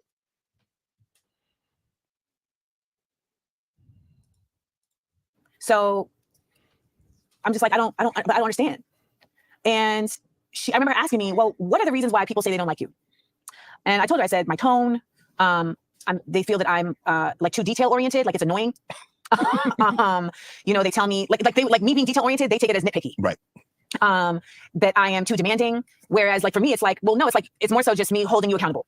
They say that I am mean, but in my version of it, it's like, well, no, I'm just being honest. And so we started working on me being better at understanding like the neurotypical, like the normal way that things are read so that I could better protect myself. Right. Like that may be the truth, but you don't got to tell it right now. You know it and good for you. Right. Hold it. Right. Hold it. You don't got to tell it right now. So damn. So again, thank God for whoever this person is that's teaching you how to be a fucking person. You had no people skills. You're socially fucking awkward. Listen, this is what I'm saying, man. Listen, I'm telling y'all, listen, the shit they put on men a lot of the times, even in this conversation, we're seeing it right now. She's doing the same thing she was trained to not to do. You're telling us every fucking detail of the floetry fucking thing. Explicit detail. Down to, you know, the nigga that you was fucking, you ran into him the night of you doing, like, bro, no one needs to know that. Now ain't you taking the L. That let me know your pussies. That pussy wasn't hitting on shit. This nigga knew you was upstairs. Instead of him motherfucking coming to you to get the pussy, guaranteed he's shooting for some new pussy. Come on, shawty, you You want motherfucker moving like that. You know what I'm saying? That shit wasn't snapping like you thought it was snapping, shawty. Listen, that pussy good. Listen, man. Hey, baby, if I'm anything less than 100 feet, I must beat, okay? That pussy good, man. Listen, if I'm anything less than 100 feet, baby, I must beat, okay? Motherfucking good pussy meter start going up.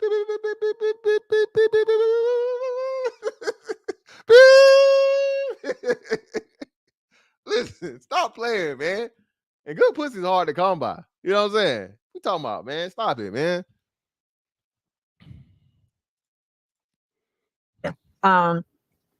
It may have been a yes or no question, but people need extra words. I lost the job because I was answering yes or no questions. How you lose a job if you answer yes or no? Because you added. Because they were emailing me, asking me yes or no questions. Okay. And my responses were yes, and no. And then finally I got an email that said, you know, we decided to go with somebody else because by your responses, it seems like you're not interested. Well, you say answer yes or no. So now you understand me. It took us a little bit, but you're here. So I'm. So they want you to say yes, I would love to have the job because I think this is an amazing opportunity for me, and I just love this company. I think it. Well, for one, there you go, being weird again, bitch. What the fuck are we doing to Charleston for in a seat? This is psycho behavior. That is general fucking standard for, you know, interviewing for any job. You don't just say yes or no. Hey, I feel like your company would really, you know, help me develop my skills, you know, in whatever field that I may be working on or area of expertise. I think that would be a great addition to you know, the working environment because I bring this, and this. So yes, I would love to work for your company, and I look forward to being hired, you know, and be in addition to an already, you know, great organization. That is grown people in one-on-one. What the fuck are you talking about? Who don't know this? Now we're talking McDonald's and Burger King, of course not. Who gives a fuck? But I imagine you're talking about, like I said, you know, Miss Big. I was on MTV and I'm working with these producers and I got my own show and all these different things and so on and so forth. Yeah, Shawty, you're gonna have to be a little bit more detailed in this wonderful personality that you have. Why is it a problem in you showing it? Why can't you read the fucking room in any situation? You can't read the room in a social setting. You can't read the room in a professional setting. You can't read the room in any setting. So again, why is everyone else the problem and not you, Amanda? Why?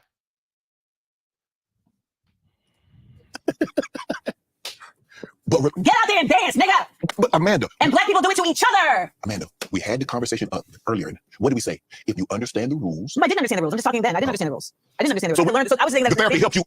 Yes. But even still, it's like understanding the rules and like, you know, then you are who you are. Like that ends up being in conflict with each other so often. You know what I'm saying? Like you understand the rules, but you're like, in order for me to like play this game, I gotta like do a whole renovation of self. That's not gonna be an upgrade. It's just me really just trying to mask to become palatable to you.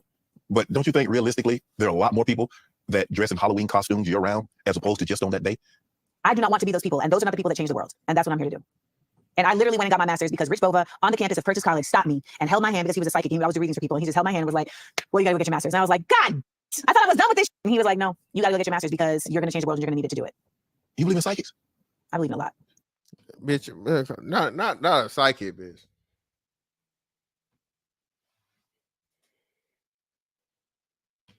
A psychic to a psycho. Lord Jesus.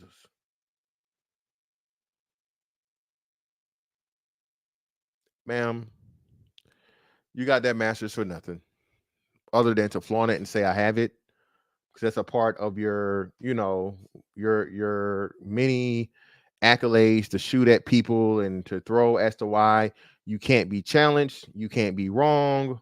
You know what I'm saying? You're so educated, you're so well versed, you're so this, that, and the other, all these different things. You're the ultimate person. How could you not like me? That's why you got the fucking masters, not some random fucking psychic professor that walked up to you and grabbed your hand after the fact. Bitch, please. Oh, Forever Blue, no, she do. She's in Hollywood, man. Come on, man. Oh my goodness. How can you not believe in psychics and believe in God? No, psychic. What do you wait? Let's no, take, no, let's take a moment. Let's take a moment. Yes. if you believe in God, then you believe in a spiritual power that is greater than all of us. You also believe that there are people who are able to access that in ways that others cannot. Do you not? That's what our pastors do. That's what people who are Catholics believe priests are doing. And for all intents and purposes, when we pray, we are attempting to contact that power. We are attempting to, just let me finish. We are attempting to tap in to that power, to tap into that energy and bring it to us as we are continuing. Shout out the motherfucking Cree, man. Shout out to Cree. Always coming through, the lady with the fucking money, putting the goddamn club soda on it, baby. That's $25,000 alpaca. You block that shit. You don't rubble. Put the club soda on there. With the 50 ball and the cash out. Cree, appreciate you, love. I greatly appreciate you. Appreciate you, love. Listen, man. Yeah, man. Doesn't it say, and I think not a diviner, not a necromancer, not a familiar spirit. The Bible specifically tells you to leave that shit alone. That's why, bro, you can't be out here I sage and crystal it up and all this other shit and being, you know, oh God, oh Jesus. Those two things do not go together. Okay.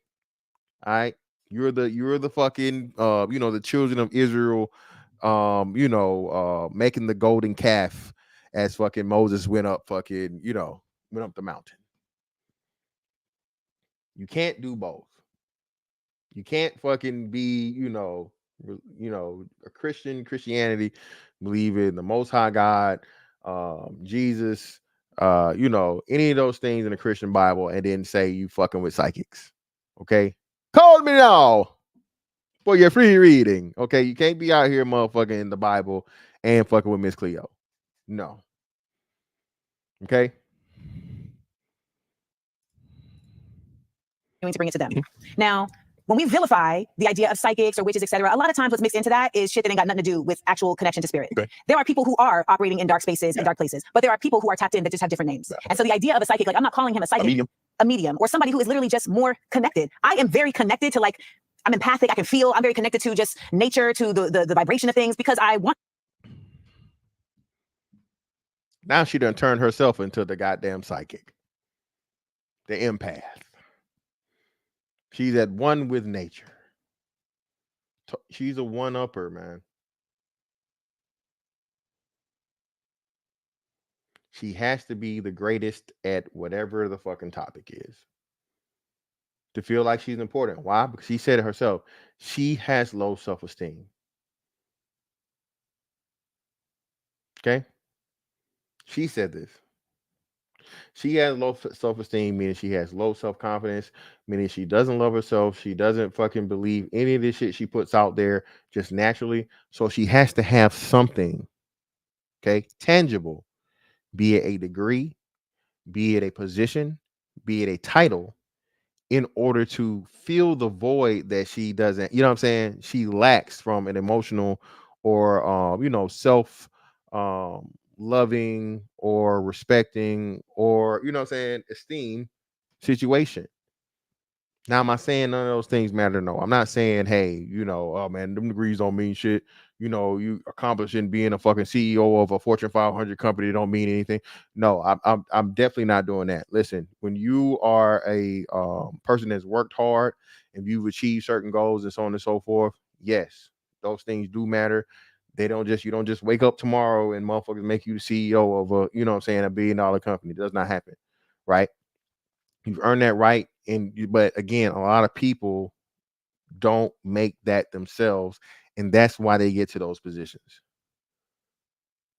The work ethic, the fortitude, the perseverance, the track record, the experience, their personality, the way they know how to problem solve and and manage conflict and all these different things, that is what gets them to that position, right? Not just getting it and then, okay, I got this position, so hey, everybody just that's her approach to everything, man. It's not gonna work. Want to be, but also because I'm an artist, right? Like I can make something from nothing. Like there's something that is really unique in that ability to do so. So when I'm talking about someone who is able to read you, it's not that they're dealing with dark magic, it's that they're able to see their prophets. So it's just language. But as long as it's done in love, it's all coming from the same place. Pastor seem to have been accessing people's bank accounts a lot lately. That is very true, and that is why we have to always be careful about who is at the pulpit. So, You heard me? one of your first jobs in New York was a radio host. How'd you get? You know what? I feel like I didn't finish that previous story. Go ahead, tell it. Tell it. Oh, Flowetry. Yes. Let me finish it. Okay, tell it. Because I thought you were done with Because, well, no, I just feel like it's important to note that with the 48 laws of power, I realized in that moment, I have to let her win the battle to win the war. Okay. And my ego has to be removed in order to do that. And that's something I had to learn in that moment. Like, ego is not serving you here. And I really don't have an ego in that way. Right. Like, I can really often see, like, there's a bigger picture here. And so I had to let her know that I was not a threat to her. And I realized that for some reason she was like treating me that way. Right. I don't know if that was her. So you actually had a conversation with Yeah, her. right before the show. And I had to tell her, like, I just want you to like me. I just want you to feel safe with me here. I just want you to see me as someone who is not trying to step on your toes. Because that's what it feels like. And if that's not what it is, so be it. But if that's what it is, I just want you to know that that's not what I'm trying to do. So I had to make myself small so that she could not feel like I was trying to take her place. And after that, we had no problems. I don't know that, Amanda. Shot it again. Now, again, I'm going to say this, right? So during that time, she might have had something there because she hadn't lost the weight, right? If you guys remember Florentie's initial thing, Marsha Ambrosius was, she was bigger. I told you, and she had like the lazy eye thing going on. So if if she was juxtaposed with the dark skinned girl that, she didn't look bad or whatever, but she wasn't incredibly beautiful. They were UK singing tandem, right? Both of them were for like London. Well, I don't want to say London, but UK Britain, right? And their whole thing doing neo soul, that's the most important thing. So again, man, a big thing about neo soul wasn't, the Angie Scotts, the Jill Scott, Angie Stone, excuse me. Angie Stone, right? Angie Stone, Jill Scott, Music Soul Child, Flowetry, all of that stuff, bro. It was not about, these uber just, highly attractive people, be it men or women. It was about their actual singing ability and just like, the era of like soulfulness in the music, right? So Flowetry's thing wasn't really supposed to be, these are just two incredibly beautiful, women, singing R&B music. They're two incredibly great fucking, women singing a song, and they mesh together very well. One's can do all these things, and then you have the one that has like the whole baritone talk through it thing or whatnot, what have you. You feel me? So Flowetry, poetry, and music, right? Now you bring Amanda in, and like I said, I'm not gonna take it from her. In her earlier years, Amanda was a little bad, little bitch. Like I said, little cute, little red bone, mixed, ambiguous chick, whatever, so on and so forth, whatnot, what have you. So I can imagine the Marsha Ambrosius of that time being a little intimidated when you put this, attractive fucking chick up there versus the chick I had before that no one cared about how she looked. It was never her looks. It was just, the product that we had together. So I believe her in that. I actually believe when she said that. That's something I can see. Understanding who Marsha Ambrosius was before she going on her solo career. You know what I'm saying? That does make sense. You don't know much, Amanda. The man that made herself shrink down. It went down to, honey, I shrunk the kid. Baby, I know what to do. That's the part that people don't understand is that it's not even that you necessarily are shrinking. It's that you understand. It's like if you're on a field and you know that in this play, I'm not the star. Yes. In this play, all I need to do is block this so that this ball can get to this point. Yes. That's the point. And I am that person. I know what role I'm playing on the field. Yes. You can be good at any game Yes. if you understand the rules. There you go. From an hour ago. Don't talk to me like that. Dab it up. No. Can I call you my sister? No. Can I call you my sister? Dab it up. No. Come on. You agree with me. What you're saying is not accurate to the situation. Yes, it is. No, because the game, we're talking about two different games. No. In that moment, you realize I'm not arguing that point. You were saying that it's easier if you understand the game. And all I was saying was that I don't know that it's easier, but it definitely is important.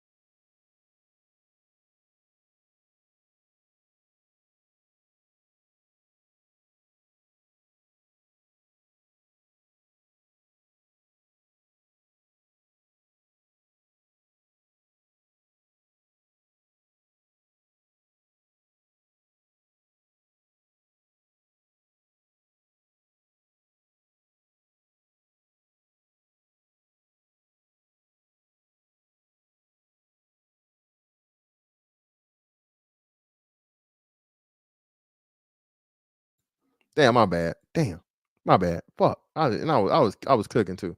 Listen, man. Do you know how fucking crazy it's got to be for this whole shit, her to be the first one to motherfucking say my nigga to Shannon after all the niggas he done had on there, comedians, rappers, all this stuff, so on and so forth. And when he go back and forth with you to motherfucking dap you up and be like my sister, you like, it doesn't. No, see, you didn't understand. Bitch, you are the worst of the worst of the worst. You cannot read the room for shit. Low-key disrespected this man by calling him a nigga. You know what I'm saying? All right.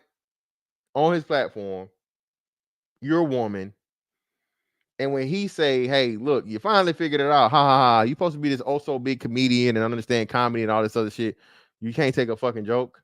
You can't just go along with the joke, at least just for the, even if anything, for the sake of the show. The man letting you tell all these crazy ass stories. And the moment he come to give you some type of fucking come together, you know what I'm saying, celebration fucking moment, your dumb ass is like, no, see, bro, you the worst kind of hoe, man. Zagu, I really was, man. I really was, bro. God damn, bro. brother.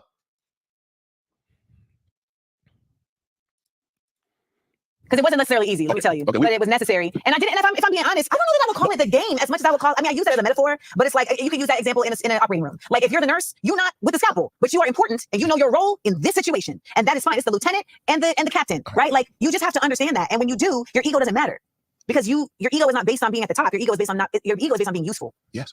And that really is what I feel like a lot of people in this society are not realizing. We have this main character energy that a lot of people are just really built into. And it's like everybody needs to feel like they're the star, they're at the top, their name is on it, etc.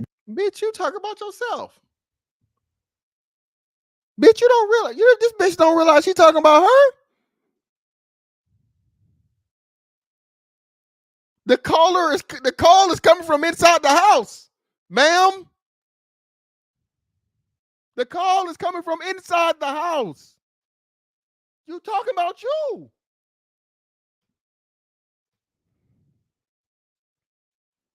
Yeah. And there's so many other ways to be of value. And a lot of people are not cut for being the leader. They're not cut for being the star. And they're in these positions and they don't know how to motherfucking act. And they're actually really being. You stay on the tour. You work at you and Marsha. Y'all hash out your different. You hash them out, or y'all make peace to get through the tour. No, after that it was fine because I let her know that I wasn't a threat to her. So then it's not a problem. How would you? It was her show, right? So how? Child, I can't. All I can do is my best. So you did end up leaving the show. No, I did the whole tour. You did the whole tour. I did the whole tour, and then after we were gonna be a group called Floetry Remix.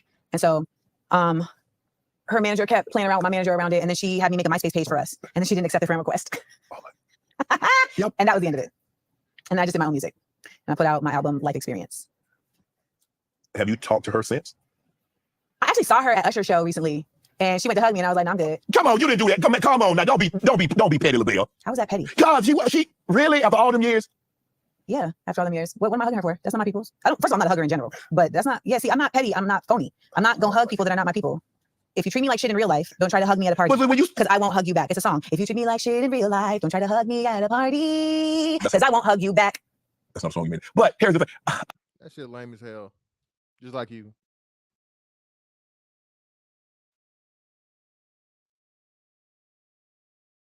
Bro, this is a horrible human being, bro.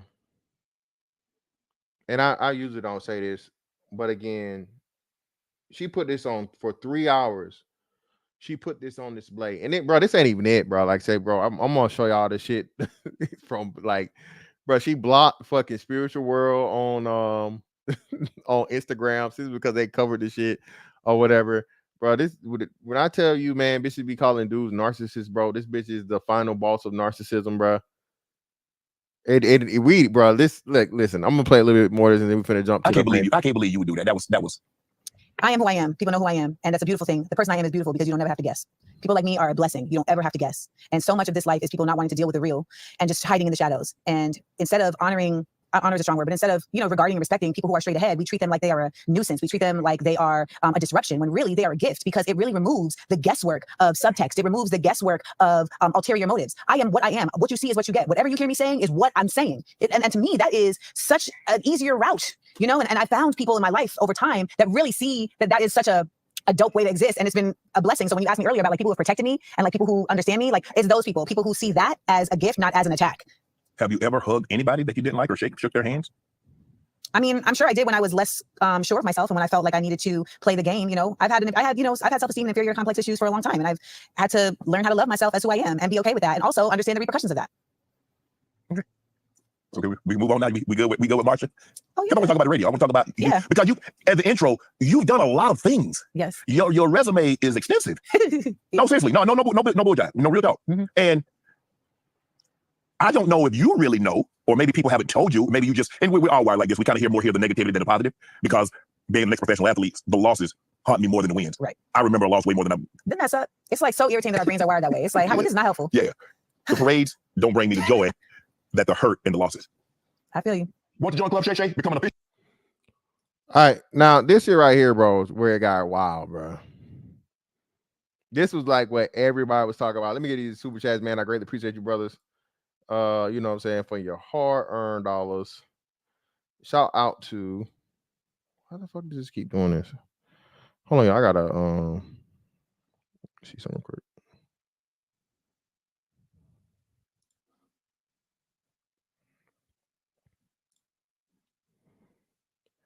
Shout out to the Kobe 42 brother. I greatly appreciate you again with the 5.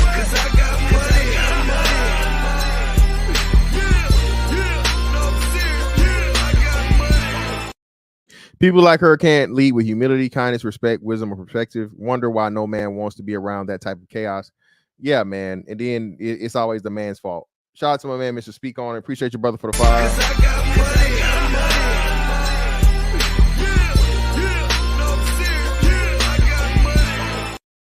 This beyond crazy than cat shit, brother. Hey, man. Yeah, I definitely agree. And then Mr. Speak On it again with another 5. Appreciate you, brother.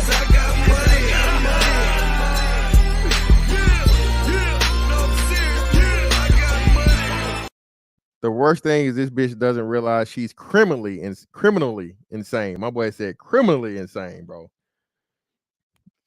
God damn.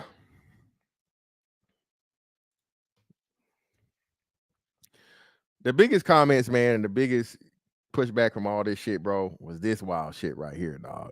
This is wild.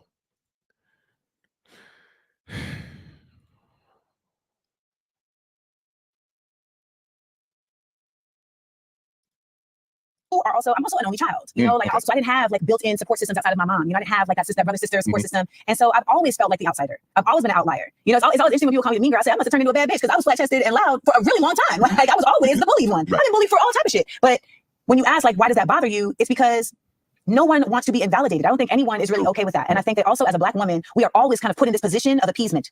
And how do you not disrupt the space? How do you not disrupt the space? And if you're going to not like me, I would at least like it to be for a legit reason.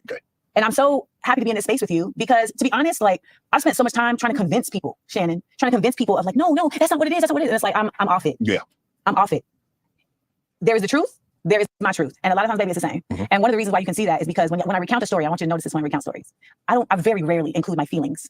It's never, I felt that this person did this. I thought that this person did this. It's like reading Game of Thrones. He's just giving you the sequence of events. You don't see the feelings of Catelyn Stark at the fucking Red Wedding until you watch the show, because in the writing, it is just a series of events. That is part of my autism. I speak in directs. I speak in linear spaces. I speak in literals. That's part of the reason why people don't like me neither, because I'm literal and I take things literally. So if you say to me, I'm gonna be there. Bro. Now, did y'all hear what she just said? This woman is somehow self-diagnosed or something to herself concerning autism. Okay. All right.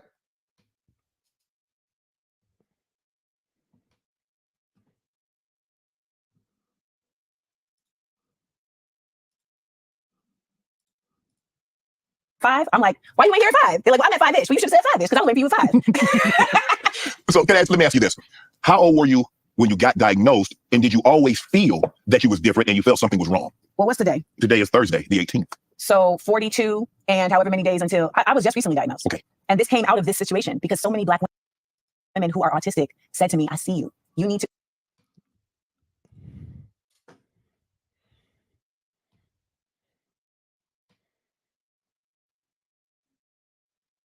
Yeah. This is the beginning of the whole interview, brother. Yeah. This is the most important part. Bitch, who the hell gets diagnosed with autism at 40 plus? Who?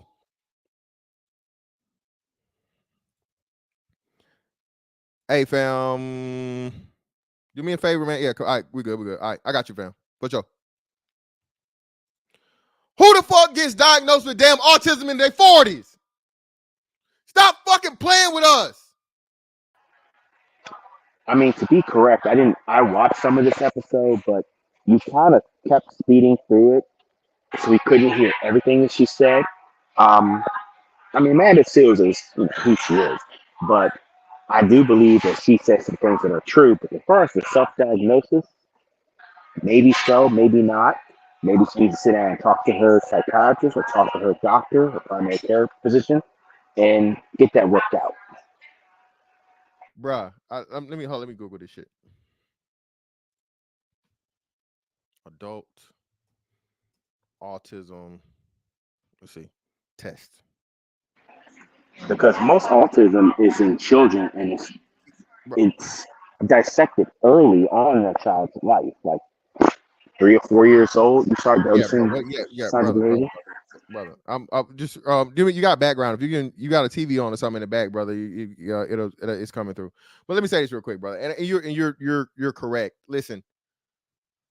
Autism is diagnosed in earlier stages because, again, those kids usually are either slow to progress in certain areas or whatnot, what have you, or social things and all these different things and so on and so forth.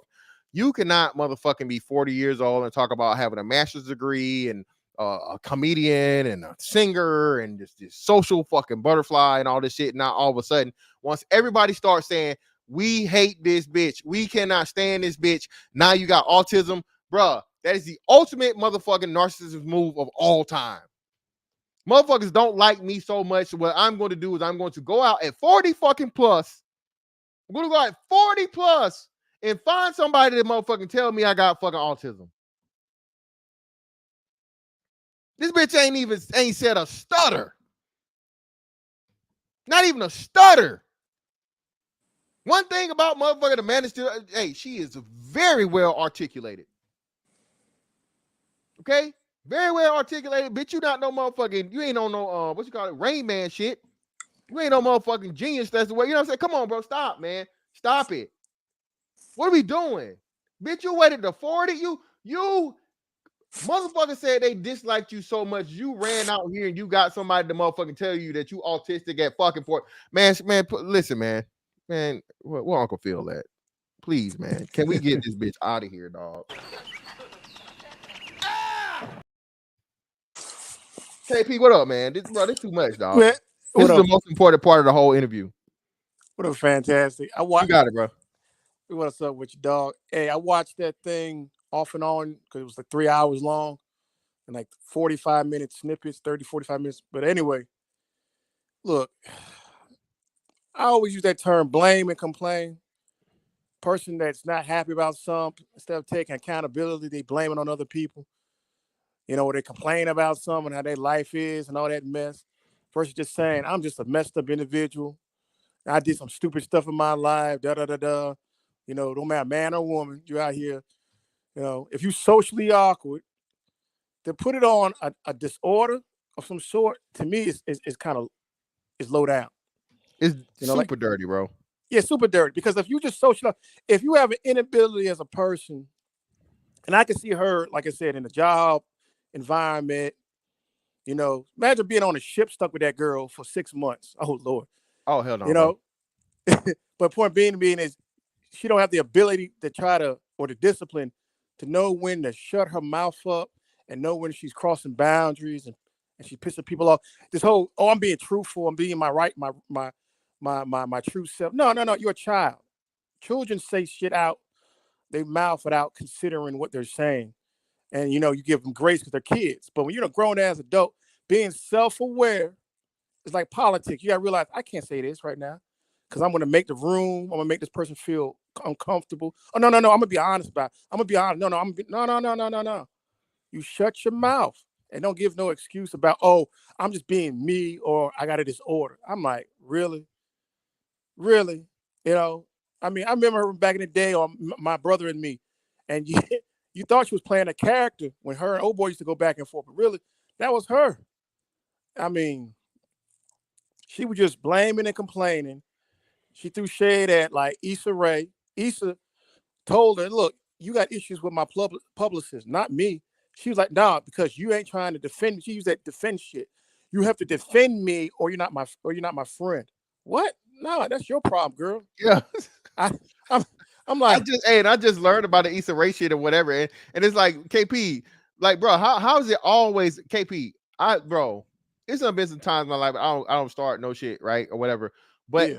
even me, bro, doing that, it's like, all right, bro, I see why I fucked up. I see where I either said something wrong or I made a joke and you know what I'm saying or whatever. Yep, and you yep. could have took it the wrong way. My bad, fam. Yeah, and you take accountability on it. Yeah. I've never. I don't think Amanda Seales has ever apologized to a person in her life, fam. And that's a childish trait when a person is an adult. She's about the same age as me, about a couple years older than me. Still has the mindset of like a 10-year-old when it's, oh, I say what I want to say. I'm like, that's something that you do as a kid. You're a grown damn woman at this age. If she had done right, where if she chose to, been married or had a child, probably about teenage years by now, but she never had that situation occur. But point being is that she just does not get it. She thinks the world is out. When you were around, I use the phrase eggshell people. That's the type of person you just can't be around. Like, you see them, you avoid them because you're like, oh, she could take offense by anything. Like, girl, chill the fudge out, man. The world ain't against you. And if you got issues with certain people, it is what it is. I got a friend. It is what it is. I can't change how people think about me. Screw them. I don't care. But I'm not gonna say the world is like a damn conspiracy against me. It's just what it is. Some people like it, some people don't, and it don't gotta be. And then when she got it with Shannon about the race card with the teacher, I'm like, I saw her point of view a little bit, but I saw his point of view just as clearly too. It's like you can't victim shame or victim blame, because as a child in the South, you're not supposed to correct it. Yeah, shut your ass up. You again, KP, this wonderful place that don't even exist on man. I said all the time, a child's place. Bitch, stay in a child's place. But that's discriminating when you say something like that. Who are you to tell a child to be in their place? That's the same equivalent 75, 80 years ago prior to the civil rights movement when they told, oh, black, no, don't go there with that race shit. No. Yeah, and she always talking about the racism shit, man. Come on, stop it, bro. And she took offense when he said that he thought she had white in her because, and she's my mother was West Indian and all. I said, okay, well, so be it. Her mother was Caucasian or, of a different type of ethnicity, so be it. But she was like, no, I'm true. I'm down. Look, she might have wore the Timberlands and had the door knocker earrings in the 90s when she was going to NYU or whatever college she was going to up in New York. But that don't mean you're down. You a girl from down in Florida, and I forgot what movie it was. What show? You know what? When the girls try to act like she's down, just to say she's down. That's why she's like, oh, New York was where I wanted to be because it's where I could act like I'm from here. But you're not. You talking about ATL? Yeah. Oh yeah. Yeah, ATL. Thank you for that. She's the educated version of Nunu. Yeah. She wants to say, I'm down and I'm educated. To let you know I'm educated. I mean, yes. Pick either one. You can't say, oh, I'm down with the cause. But at the other point of it, I'm able to properly, because in so many ways she wanted to talk down on Shannon Sharpe. She probably sees him as another athlete. Well, no, she again, and this is another thing, KP. I'm glad that we're here. Let me do this and then I'll get to that. You good? Go ahead. What she sees Shannon as. We'll get to it. And I've always thought you can look at other interviews. I've mentioned before, like, I think I'm on the spectrum because I'm an 80s baby. This was not really a part of the narrative. Right. And as we started seeing more about autism and you start seeing shows about different characters and I started learning more like from people like Holly Robinson Peete, I'm like, this feels really like me. But then, I think sometimes we're afraid to learn certain things. Yeah. So 60s and 70s baby just got whipped and put in bed. And to be honest, it's true. And to be honest, I just want to say, like, so in this revelation, my mother started looking up like symptoms of autistic children and was like, oh, you exhibited all of this, but I didn't know what to do with this. She's a single parent. She's trying to figure it out. But I really just thank my mom because what my mom couldn't show up for me emotionally, I realized that she was able to, at the very least, that's not even fair to say, she was able to still let me be who I am instead of beating it out of me, Right. which happens to so many Mhm, kids who are mhm. misunderstood, you know, like, and she's West Indian, and so like, I'm over here being this precocious, you know, loquacious child that's always talking. Yeah. They're telling her like, why you letting her just do all this talking and all of that? Why she's too fresh? She's too fresh. Why you doing all? Why you letting her just run Shimoto? And my mom is like, that's Amanda. Like, let her live. Right. And let's be real, most parents, would happen. no, shut it up. Mhm. If my father had lived with me, I would never have been the person I am now because he wouldn't have been able to handle it. And I believe that he's autistic too. He's no, because he's brilliant. Right.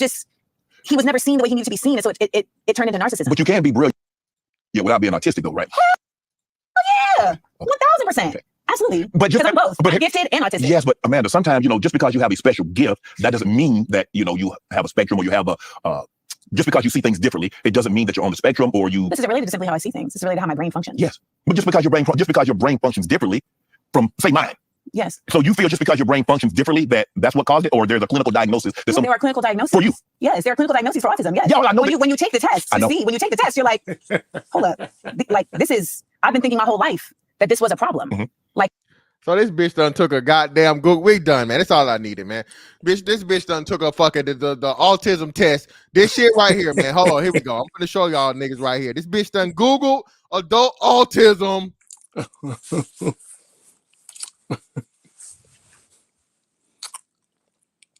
She done Google adult autism and took the test. Now she motherfucker like, come on, man. What are we doing? Cedric, brother, unbearable, insufferable, intolerable. Bro, this again, I would rather be with a bear than her. I would take my chance with the bear. Okay? Because this bitch is unbearable. Fourth wall break to the title. This is what you call an unbearable bitch, bro. Unbearable, bro. Ain't no motherfucking way. You talking about you took the test online. Man, come on, get him out of here, man.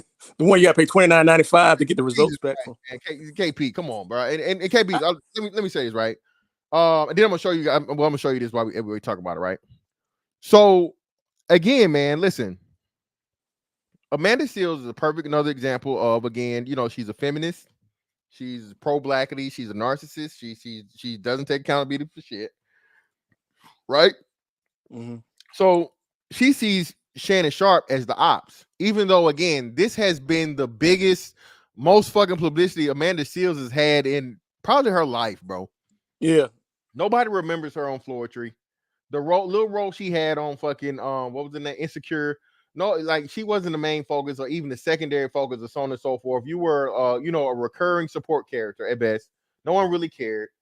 You know, and now because you recently in the media, you went the fuck off and talk shit and whatever. Shannon Sharpe, you know what I'm saying? And shout out to Shannon, man. For listen, Shannon's team, not saying it's him, definitely not all him. He's old. He's not on the fucking internet like that. But Shannon's team for Club Shay Shay, they're doing the interviews, bro. His team is extremely well with being abreast of, you know, current whatever the social media stuff is going on and so on and so forth, and seeking out these characters for them to have conversations with. Mm-hmm. Okay. Now, Shannon, I don't like the fact of the matter, brother, that you didn't press this bitch or even ask the question. You didn't even mention Myron Rowe, brother. One of your brothers in arms, man.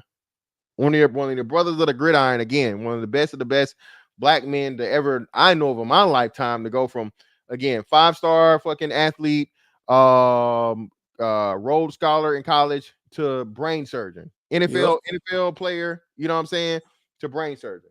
That's a hard fucking, you know, resume for any fucking man to match. All right. And brother, you didn't bring that up not one time, man. You know what I'm saying? You didn't bring it up not one time, Shannon. You dropped the ball on that. But let's read this shit right here, bro. Listen. This is what she had to say, right? Shannon, but have you been clinically diagnosed? Me, yes. There's a clinical diagnosis for autism. Now, bitch, like you said, yes, there's a clinical diagnosis for autism, but you haven't received it. He then hung his head and exhaled in frustration because I did not answer his question. That is called deflection. Why? Because I was not going to be pressured by this man who was interrogating me. Bitch, how the fuck is he interrogating me when you volunteered to come to his fucking podcast and do an interview? Facts. Interrogating me with absolute zero love for me and to proving something to him that I don't know what the hell L means. Okay, to him that whatever. But his line of questioning, he had already committed to undermining. I understand my response may be confusing to some, but I'm clarifying it as I did in my live, and that is enough. This bitch always think that she has to have the final word. What she says is the motherfucking truth, absolute truth, and no question, it's the gospel. Nobody can motherfucking come and do otherwise. And again, man, this is why this bitch is by herself, okay? And she's gonna be always fucking by herself until fucking the end of time. Nobody wants to be around this bitch. What's up? What's going on, Fantastic? And my man over there in the corner. I couldn't see your name. Let me put the names up here, brother. My bad. KP. Oh, KP, what's good with you, man? Good. Go ahead, I just find it real odd. Like, did you see the video? It was a video, I think, of her laying in the bed talking about it. And she said that why would I spend $10,000 to go get a doctor to diagnose me with autism? So I didn't see that part. Oh, you got to see that video. That's wild. This is after the interview, and she said basically she doesn't have a diagnosis. Yes, she don't. And why would I even spend $10,000? Now, mind you, if you got insurance, what insurance costs $10,000 to go see a doctor? Yeah, what are we talking about? Yeah. And that's the first thing she says. So I'm sitting there like, well, no insurance costs that much. A copay only but $20, $30. But it's just crazy, just the mindset of this lady. She's a forever victim. Forever victim, bro. She ain't nobody never did wrong, did right by her. They only did wrong. She's always a person that's this is bleeding heart, and she tries, and she's this and she's that. And bro, it's just fucking ridiculous, bro. I'll say this though, fellas. When Shannon did the interview with Monique, she had the reputation of being difficult to work with. But that interview, she explained herself, and she from Baltimore, hood as hell. You know, she's ratchet and shit. But I was able to have more, understanding of her situation in Hollywood compared to Amanda, because here you got a woman, like I said, educated, supposed to be able to properly channel her emotions, and you can't tell. She might as well be acting like Monique, as far as being loud and saying, because she was just so like I said, victim blaming, complaining, blaming everyone else for her situations and her career. This happened at MTV. This happened at BT. If the common denominator is you, if you go to this state, go to this state and this state, you always got issues when you get in trouble, or you like you're using your analogy with you, Fantastic. You on this ship have an issue. You on this ship, you have an issue. You on this ship. The issue is you. It ain't, the whole thing's against me. Bro, you got problems, girl. You got problems everywhere you go. You're the problem. Simple. They don't take no damn scientist to figure that out. And she's supposed to be so smart. She can't see why I got issues with everywhere I go. Because you got problems. Like I said, Monique was known to have that reputation. But like I said, when you watch that interview, you see, okay, she might have got done dirty because she didn't play by the politics in Hollywood with the power brokers. But this, nah. She, like I said, she pissed on the leg of Issa Rae. She pissed on the leg on goddamn, who else? I forgot. The dude, the sportscaster dude for Fox Sports, whatever. She threw daggers at everybody because she feels as though I'm woke. I'm the smartest person in the room. She gets what I call that SCAR, smartest girl in the room disease. She thinks she's the smartest person. You come across a person like that, you say, "Nah, get the fuck away from me. Don't be around me. You cured cancer. If it was up to you, you around a person thinking they know every goddamn thing." So, yeah, bro. And like you said, bro, you can't lose with you. Listen, bro, you can't win for losing with a person like that, bro. And that's why most people, you give people chances, bro. Like I said, especially black dynamic, black men and black women, a lot of times, bro, they never give brothers the credit for trying to work things out, trying to make things work, and all these different things, right? Y'all just want to run to the white woman. No, motherfucker, niggas not running to white girls first. It's just the fact of the matter that he had so many bad experiences with fucking black women that he's like, hey man, I gotta try some new shit. Facts. Motherfucking appreciate it for me. That's why y'all going crazy over these motherfucking these NFL draftees. And I'm telling you, it really is changing.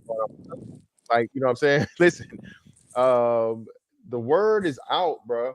The narrative is changing quickly. To all these niggas want to do is turn you into a single mom and sit on the couch and and play PlayStation and not work and all this other shit, all this negative narrative, bro. Negative narrative fucking bullshit, bro, for over the last 40 years, bro. Now that we can speak for us, the shit is changing. And the options are opening up a lot more for black men than they are for black women. Why? Because again, hey, they still are too high. You know what I'm saying? In a lot of fucking bad situations. There was a thing of some. I agree with you, man. Hey, AKP, my fault. I ain't mean to cut you No, up. you But go. No, I was just asking. We was talking about, KP, no Baltimore slander, please. I was looking out for Monique. Monique to me is cool. No. She from the crib, man. I got you though. And she doesn't have all the accolades educationally wise, but I favored her a lot more after the interview with Shannon than Amanda Seales. I'm like, you. Yeah, but don't you think her circumstance was a little different? I mean, Amanda's like to me. I think what Monique was accused of, Amanda actually fits. You know what I'm saying? Like Amanda really fits it. Like hard to deal with, hard to work with. She really fits it to me a little bit. Yeah, like I said, maybe a little bit more. You got an eggshell that you got to walk around, eggshells around. Yeah, 1,000%, bro. And again, it's not even just her recounting it. It's other people's opinion of it. It's other people saying it. It can't always be everybody else when everybody else is saying the same shit all the time. You know what I'm saying? Throughout life, throughout all of your time and all of your history. Now, conspiracies do exist and so on and so forth. Hey, you got somebody, but nobody's trying to blackball Amanda Seales from anything, bro. Nobody's trying to keep Amanda Seales out of anything. And this the whole thing started because she claimed that she's been blackballed out of the thing. She had hosted this, but nobody invited her to this and all these different things. And Shawty, again, when your reputation precedes you and it's a shitty one, what the fuck anybody going to invite you to anything for? Nobody trying to deal with you. Nobody wants to deal with an unbearable bitch, bro. Nobody wants to deal with a motherfucker that's just, it's always going to be a fucking issue and a problem. And it's always going to be awkward. And bro, like you said, you fuck up the vibes. Bitch, you fucking up the vibes. Nobody trying to deal with that shit. Yeah, we might have a new thing this, in 2024 with people self-diagnosing themselves with autism though. At 30 and 40 and hey, you got a 5-year-old cutoff, nigga. If you ain't diagnosed by 5, I ain't trying to hear it, goddamn. I ain't trying to hear it. If they ain't told you that shit before you start motherfucking kindergarten or at least get the first grade, I ain't trying to hear it. Yeah, but let me ask you this though. I mean, just on this real quick. What would be the point of somebody saying that I'm on the spectrum at 42 years old in the middle of an interview when you sound very articulate, you know what I mean? You done got degrees, you done been on all these shows, never had a sign of, being like not being up up as far as, motor skills and everything else.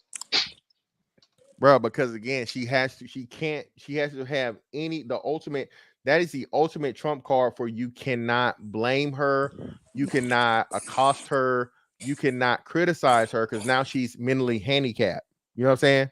That's you know what I'm saying? You can't talk about people that are, you know what I'm saying, disabled, right?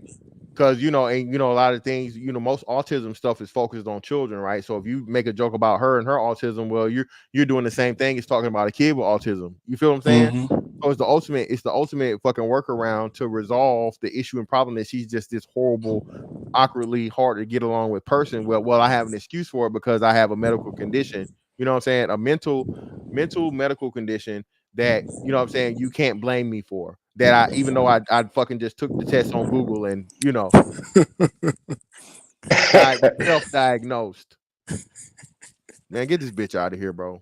They will take her to Vegas to make sure she might win you some money counting cards or something because now she Rain Man. People forget when you're autistic. Bro. Autism doesn't mean like you dumb or nothing. Like you have a certain glitch, but you're still able to, like you said, you're like Rain Man, like you said, yeah. So her inability to control her mouth and say, I'm just being my true self. And, her blaming it now on this, to me, is like I said, low down. To me, it's just like, okay, so she doesn't want to take accountability. You're a grown down woman. You're isolated from folks because people don't feel comfortable around you. That's simple and plain. Nobody likes you. Like the phrase goes, nobody likes you at all. and she don't get that. You know, take ownership. She don't want to own her own mess. So, I mean, if her career is where she's not going to be on any more shows like insecure type shows, so be it. I mean, she had a career for 30 some years since she said she was like 6 or 7. So Now, let me ask you this. And I'm not sure if you guys seen it, but like other outlets, media outlets, they were like covering, like giving their recap on the Shannon Sharp interview. And some of the media outlets, as far as like the women talking about it, they were saying like, you know, it looked like he was out, not outmatched, but he was out of his league interviewing her. Have you seen that? he got the draw. Yeah, that's what I was worried about during the interview is that, you know, he's from small town in Georgia. He went to a small HBCU. Man played 15 years in the NFL, is a Hall of Famer. He's articulate. He might have that drawl. But, you know, sometimes, like oh, he used to tell me at my job, it's better to be thought dumb than to be thought of at all. So sometimes you might play that role. What movie was when the guy walked out of the police station and he was walking like he was pigeon toed, and then when he got away from the police far enough, he started walking normal. That's how this is. So somebody thinking he's dumb, he's Cries and so sad. yeah, it's so big because that plays to his advantage for people thinking, oh, he's some country boy from so and so Georgia. All he know how to do cat football. Yeah, but he's got the biggest platform. He went from being on CBS, pregame, postgame, whatever, for a couple of years. Left that, went to Fox, and did that. Left that, went on ESPN, and they said, you know what? I'm not just happy with just doing that. I'm gonna have my own platform with Nightcap and Shay Shay. Hello, I think you gotta have some type of, you know, It seemed like the my fault. It just seemed like the women that was like champion Amanda, they look at it like he was out of his league as far as his media training. Like he's not like the best interviewer, you know, and you know, like to say as if how smart she was and how she was challenging him in the interview, it seemed like as if he was outmatched, like he was out of his league. Well, nah, And I'm like, well, do y'all agree with that? I mean, like, you know, from what you've seen? Like you said, bro. No, again, black, and again, what's crazy now they see. So I told you the spiritual world shit, where is like, you know, is one of those. What's the name of the damn thing? I can't think of it. One of those black women like social media sites to where, you know, all the gossip sites, gossip and that shit, right? So now you got the newest one, so spiritual world. Spiritual world, all they did was cover the shit and so on and so forth, whatever, right? Amanda Seales blocked them, and all the women were on fucking her side. And some of the, you know, simp ass niggas and son husbands, right? They was, you know, saying shit in her favor. But lo and behold, after they seen the crazy bitch block spiritual world for simply just, you know what I'm saying, reposting the thing and having the conversation or whatever, they're like, bro, this bitch really crazy. You know what I'm saying? this bitch is the problem. You know what I'm saying? So it's like, bro, what are we doing here? The issue and problem black women have, bro, is again, they will co-sign the bullshit, bro. You know what I'm saying? First and foremost, the sisterhood. Sisterhood is real. You know what I'm saying? We talk about this shit. And even the good ones, they will be quiet in the midst of another black woman doing the most diabolical shit, playing with a man's kids. You know what I'm saying? You know what I'm saying? Doing all the kind of crazy shit that's on the soul, trying to lying on a man, trying to mess up his life. You know, they'll sit back and they'll be cool with it. You know what I'm saying? You remember like the Mean Girl shit, because they want to still be in favor of other women. You know, even though the principle of what they're doing is wrong. That, well, I don't want her not to like me. The bitch doing, she crazy. This is a horrible KP. This is the most horrible piece of shit human being. Exactly. It's not even, that's not in your tax bracket. That's not in your social circle. That doesn't have you guys don't have any of the same fucking morals, values, you know, belief system, any of those things. But simply because of skin color, I'm just gonna protect it. I'm gonna act like I don't know what's going on. The Paris Milan. CJ here. CJ, what's up, fam? Appreciate you coming through, bro. Yeah, man. I came up really because I seen that man versus bear shit. I don't know if y'all like really dove deep into it, because I had just came on, like I just jumped on the stream, but that I just got into it with somebody about that. Like, you know what I'm saying? I had some stats on that bear versus man situation from 2021. Oh, he on mute. Let me hear you. Oh, yeah. Okay, yeah. Yeah, I just had a couple stats. So Um, from 2021, it's a 1 in 97,000 chance, like a man, like probability of like man. Well, it said intimate partner homicide type situation, and that really could be a like a man, that could be a man, woman, anybody. It didn't really specify gender, but for like a bear, it was in 2021, it was 6 bear like fatal attacks. So that's a 1 in 104. That's like based on the population at the time. So it's 1 in 104 versus 1 in 97,000, 1 in 104,000. So if you take into consideration that the average person ain't gonna run into like a bear on a day-to-day basis, that increases the probability like extremely high. Cause it's small. It's like if you just adding up the percentage of people that come in contact with bears each year. So it's just like, they putting out some misleading information. Bears are extremely dangerous. Yes. When CJ, people, yeah, but no, according to black women, well, not just black women, women in general, CJ, no, men are the real danger. Yes, Yeah. that's what they I think said. Yeah. What was it? Every what hour or something they said or some something, black or every women get 5 minutes. killed or something. Yeah. Yeah. Yeah. So it's just crazy, like, you know what I'm saying? Because when you really look at his stats, I'm like, they really putting out some like, misinformation. But then like I really got faith though, like if it was a situation where like something like that like was put to the test, which it's never gonna really be put to the test, but it's like when you actually see the bear in front of you, they most people gonna probably say, nah, I go with the man. I'm good. I ain't when it's like staring you in the face, like it ain't nah. I don't see it. I think say this with everyone when talk the feminist side when we talk about misogyny and all that shit. I said like this: misandry is one of the most prevalent things that is normalized against men. But just think about it, like with Matrix, whatever. If to her type of the Amanda Seales, Paris Milan types, they would rather have certain men kept for procreation and everybody else caged up and pretty much just either just eliminated because they said, well, we only want the ones that we feel are going to be the best to reproduce with. The rest of y'all now we don't want. I'm like, what the hell? What kind of sick, twisted world are y'all desiring to be in? Let a man say some stuff like that. Oh, he's the worst thing in the world. Da, da, da, da, da, da, da, da, da. But when women do misandry and they believe a man should be reduced and all that stuff, and only 1 or 2 out of 10 should be allowed to do whatever.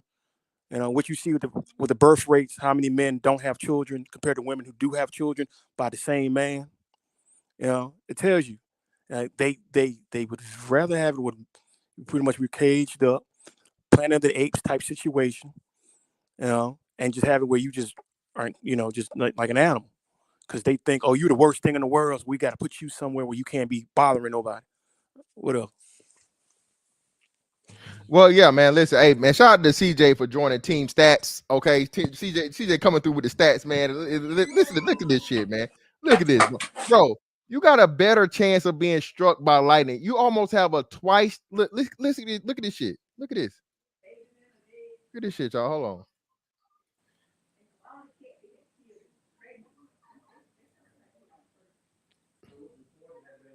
There's a 1 in 700,000 chance in a given year to be fucking struck by lightning. Okay. Now let's change it to motherfucking likelihood of a bear attack. According to the National Park Service, chance of being injured by a bear, okay, is 1 in 2.1 million in 2022, bro. Hold up, the odds of being attacked by a bear were about 1 in 12 million. Bro, get the fuck out of here, man. This is why stats matter, okay? Yeah, This because is I why pulled up the numbers matter. murders. Yeah, I pulled up the actual murders. So it was 650,000 bears, and it was 168 million women, and 164 million men. So total was like 320. So it's 320 million like people in general versus Exactly. 650,000 bears. So if it's 6 bear fatal attacks, that's 1 in 104, Yeah, I'm thousand. telling Yeah. you, and that's what we saying, CJ. The crazy part about it, man, y'all, you would even say, the level, like you said, the level of hatred you have to have, bro, and the level of just trying to push a narrative to say some wild, bro, like a bear, bro, like, bro, niggas, even if you ain't seen a bear in real life, we've been to the zoo, nigga, a bear. You would choose that over another human being again, like you say, when 99% of men are not abusive or physically or sexually towards women. You know what I'm saying? Yeah, and they Bitch, you gonna really choose a believe it bear? though. That's the crazy part. Like they really like at first I was like, nah, they just want to argue. But when they was like breaking out the stats, I was like, nah, these people they really believe this shit. Telling you, man. And then, of course, I told you, the brother fuckers, the son husbands, the simps or whatever, bro, on TikTok. I saw a brother fucker talking about it, man. I was like, man, stop, please, man. Like, bro, y'all with straight women, y'all got to stop listening to gay niggas about straight men. Please stop taking your dating advice and your how to deal with men and what men like or anything concerning straight men from gay men, straight women. Please, we beg of you. Can we stop? Okay.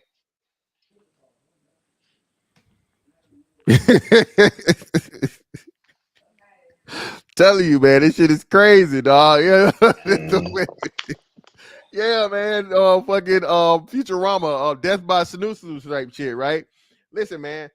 I'm telling y'all, I keep telling y'all, bro. Hey, with 10, I give it 10 years. I give it 10 years. I give it 10 years, bro. It's probably be a little sooner than that, like 10 years. Make sure y'all come find me if I'm not doing motherfucking YouTube no more or whatever. I still have my social media up and hit me with the fucking Fantastic Was Right hashtag when y'all niggas out here fucking these Android bitches, okay, and loving your life, okay? When you as happy as you ever fucking been ever, all right, and you getting that motherfucking Android pussy that's forever wet, tight, grip just right, and you know what I'm saying? All night, nigga. Make sure y'all Better not connect, see you with one, man. bro. Hey, the Celtics are beating the dog shit out of fucking what's the name, bro. But My son brought up Cocaine Bear. He said Cocaine Bear. I was like Cocaine Bear. I was like, oh shit, that was a movie, bro. I'm telling you, man, this shit crazy, man. You think it'll get that? You think it'll get that bad that they'll have robots for people? Huh? You think it'll get that bad that they'll have robots out here for people? They already doing it, bro. Shout out to my man, my obstacles opportunities, bro. The shit is already going, dog. It's just I'm very, talking about very like AI niche. Very, very relationships. small. No, not even the AI, not a real robot shit. AI relationships too, CJ. That's too. Hey, bro, dudes are paying money. What you mean like talking to something and they talk back to you online? Like you type in and they got his own mind and typing right back to you? Yeah, they already doing that. Yeah. No real person to touch, just a program that talks back to you and has a conversation or whatever. Dudes are paying for Wow. relationships with these things like avatars, right? Like avatars are like, the things that make it like EFTs, NFTs, like just digital characters, bro. Dudes in relationships with digital characters. Wow. So I promise you, when they're able to bring that digital character in a real life situation, you know what I'm saying, and they're able to put, a personality to that and, actually touch them and feel them and all this other stuff, bro, I'm telling y'all, man, this shit is telling you. Them niggas, them niggas getting married. Pay attention. It's gonna be marriage gonna go up. And a lot of people like they sign up for it and don't realize it. Like, when you signing up for apps and stuff, like with your data and just who you interact with, like you might be talking to somebody AI, but you signed up CJ, for it and you just ain't mapping you out. Exactly. See, hey, Yep. listen, bro. Just Really? your Damn. activity for the most part, bro. These people know what you like. They know your habits. They know, you know what I'm saying, your interests, your things, and so on and so forth. You literally can just take your Google or your Facebook, your Meta or your Meta profile or your Google profile or whatever, bro.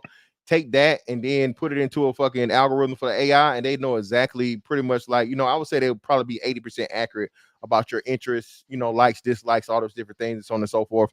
Now you just, tweak it and tune it to, a woman's voice that you like, you're the type of woman you like, and so on and so forth from an aesthetic look. Mold the motherfucking skin to go around the fucking robot. Like he said, hey man, Tesla bots already made, nigga. in the app, they'll know about you. Like you might download a new app and they know about you before you even got the app because you signed away your data on another app and they took your Yep. information. Now they got your IP, and when Yep. you signing up for that app and you sign away your information when you sign up for them, they already got your information. So they already know you before you even. They already sent the AI to you. Like you are. And Drissy is Hey, crazy. But hey, it is that and what was the other one? I was what is it? Some Annika, what's the movie with the robot girl? Something. Machine X. Yeah, but yeah. My Ex Machina. That's what it is. Ex Ex Machina. Machina. Yeah, Ex Exactly. Yeah, Machina. Yeah. Ex Machina. Yeah, Ex Machina. Yeah, man. I'm telling you, bro. Predictive programming is real, bro. They letting you niggas know what's coming, bro. You know what I'm saying? They damn. know what's coming. Ain't y'all niggas gonna be coming, man. Pause. I'm telling you. Yeah, y'all be on these dating apps like, why they stop responding? Oh, the AI ain't had nothing else on you. Yeah, man. Shoot, it's real. Listen, Crazy. and again, hey, I told you, I know I ain't talked about it in a while, man, but make sure if y'all haven't seen Westworld, bro, go watch Westworld.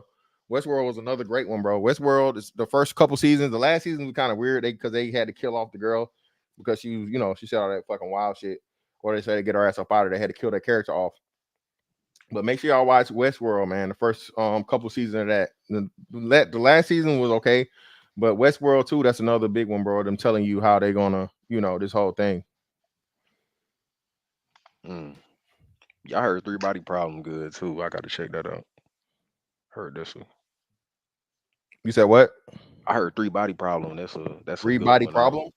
Yeah, I heard it's some like little series or something Okay, I'll check it out. about that. I'll look Yeah. into it. But yeah, man. Ultimately, bro, like you said, man, the whole these whole things, bro. Men are somehow worse than bears, and then at the same time, these hoes are unbearable. Like Amanda Seales, I would say this, man. And again, it's this when they say, "Oh man, she's just light skinned," you niggas don't like. I'm telling you, bro, not bro. A bitch can be fine, bro, and you don't want shit to do with her, for real. Bro, Facts. it can be a bitch that, bro, she fine, everything, whatever, but her attitude so horrible, bro. Her personality so whatever, bro. You hit the bitch one time and that's it. You out. You can't do it. You can't even do it. And women, I told you, men understand women a whole lot better than women understand men, and women don't understand that even, you know what I'm saying, attractiveness has limitations. You know what I'm saying? Yeah. Because you just that fucking bad. A nigga just go find another fine bitch or deal with, a couple of bitches that's just, a tier under before, trying to just repeatedly have to deal with that bullshit. Fuck out of here, man. Nobody want that shit. Yeah, But them them them light skinned shit ones get them crazy. mustaches later too, man. Hey, E-Dub, I Oh, you told see you, the bro, that, mustache that come with crazy. it. Big ass foreheads, and the Yeah, older they get, that's hey, that that fucking stash mustache come with it. coming. That Yes. fucking facial hair coming definitely. Yeah, man. You better put up a motherfucking budget, nigga. You know what I'm saying? You better be saving that money. Yeah, I ain't see why them Indeed. chicks was like really like like really. They was really like saying like Shannon Sharp ain't had a range and Amanda was just like That's what she I was was throwing off. saying. But the thing is though, he do that to everybody he interview. You know what I'm saying? Like when he CJ, interviewed niggas Monique, he love. gave He did pushback. exactly. He let Cat Williams do the same shit, and that shit has been the best motherfucker. If they have a podcasting award, that episode alone would definitely get fucking what's the name of the year, bro.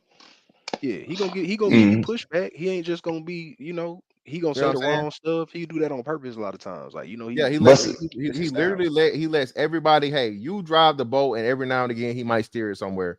Like I said, the yeah, only thing I don't like is he didn't, especially with her being a bitch and an asshole. He definitely should have dropped the Myron Rose shit on in her lap. But more likely than not, they probably went over it with him beforehand.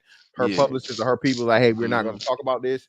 But I would have said, fuck it, bitch. You want to be an asshole to me on my platform? Hey, yeah. So Myron Rose, what happened with that? I would have asked Yeah. that bitch that and gave her really something to be pissed off about. He really trying to help her yeah. out. Like when she was fucking up, like it was like she said some shit about being autistic, and he was just like, "You sure? You sure about that? Like you might want to take Yeah. all this." Hey, CJ, that's the crazy part, right? So listen, not only are you, you know what I'm saying, ducking and dodging accountability like a motherfucker, but Shannon has to protect himself and his brand because, like, hey man, you gonna let this woman come up here and play with something that's serious fucking autism? Like I said, the most people talk about autism are children, right? So if you Hmm. let her just one-off claim autism and so on and so forth, but don't push back, now you got, you know what I'm saying, you're not directly, but you're indirectly attacking, you know what I'm saying, the handicapped community, which, you know what I'm saying, what some of the biggest, you know what I'm saying, sufferers are children. You know what I'm saying? Mm-hmm. So like, Yeah. yeah, no, I can't just let you walk off with that or whatever and not. What so Shannon did what he's supposed to do. He's Yeah, he was trying to responsible. He help was her out respectful. throughout like the Exactly. whole Like, interview. So I come ain't. on, bitch. You just a bitch. You know what I'm Yeah, saying? because he went back to ask her. So when you was diagnosed, you know what I'm saying? Like when you know like to say when did it happen or when did whenever the doctor told you. Yeah, he's like, you can clear it up. You don't got, you can say, nah, you can. She stood on business though, and now she Hey, look like a that bitch. dumbass. Hey, So yeah. that bitch added 2 extra toes, nigga. Crazy bitch, bro. This shit, wow. And then she Nah, was but yelling at his he did ass right too. though. Like I was just like, dang, bro. Like remember, he said the thing about, oh, you got a white parent or something like that. But I seen Charlemagne, a lot of interviewers like do that. Like they say something because they know other people fucked it up, but you can clear it up because I got a big ass platform. Yep. But she just yelled at that nigga. Like I was just like, damn, like And I think he might have asked that because I don't think it's no pictures of her father. I think it's only pictures of her and her mother. I don't think it's no pictures out there of him. yeah. Most people just be like, oh, I keep hearing that a lot, but that's not true. They just then they tell the truth. You know what I'm saying? But she was tripping. She really was wild. I ain't see the intellect people was talking about. I ain't see it. Bro, it's I not there, didn't bro. either. Bro, again, I like ain't you see it at said, a all. black people don't even understand, bro. When you tell them they get offended, bro. Intelligence and education are two totally separate things. You can be the most educated person in the world and have all the certificates, all the degrees, or whatever, and still be dumb as shit. Okay, education is just your ability to accept and regurgitate information. Normally testing, standardized testing format or whatnot, what have you. Maybe a essay or something here or there, so on and so forth. Your intelligence, intellect, IQ is completely totally separate from whatever degrees and education you may have. Again, they Hmm. because they didn't understand who and what Albert Einstein was. They thought he was on the spectrum. They thought he was special ed because he was just so far fucking advanced as to where, what I'm saying, so on and so forth. So again, what'll happen a lot of the times, like you said, the quote unquote Rain Man situation, the kids that really are autistic or whatever, they may suffer in certain situations, but their genius levels everywhere else. You know what I'm saying? Or in certain places to where, what I'm saying, they're just a very, very few people, if anybody else, on their level when it comes to, whatever said topic may be. So You yeah, don't man. think that's what she was shooting for? Bro, stop it. Nah, I'm just saying, man. When you describe it right there, you can't tell me that ain't what somebody like her might be shooting for. You know what I'm saying? Yeah, man. Listen, man. Listen. Um, the whole thing with this bro, to say I'm autistic, bro, at 4 and I got diagnosed like hold on, let's see how old she is. She said at 42. So let's see how old Amanda Seales is.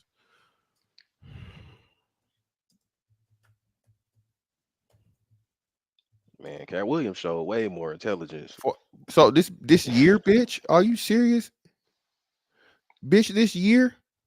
Or well, not last year, 42 in some days or something. Bitch, you ain't come on, man. Get her out of here, man. Who that, bro? I'm like, listen, man. I don't even want to know that. Listen, bro.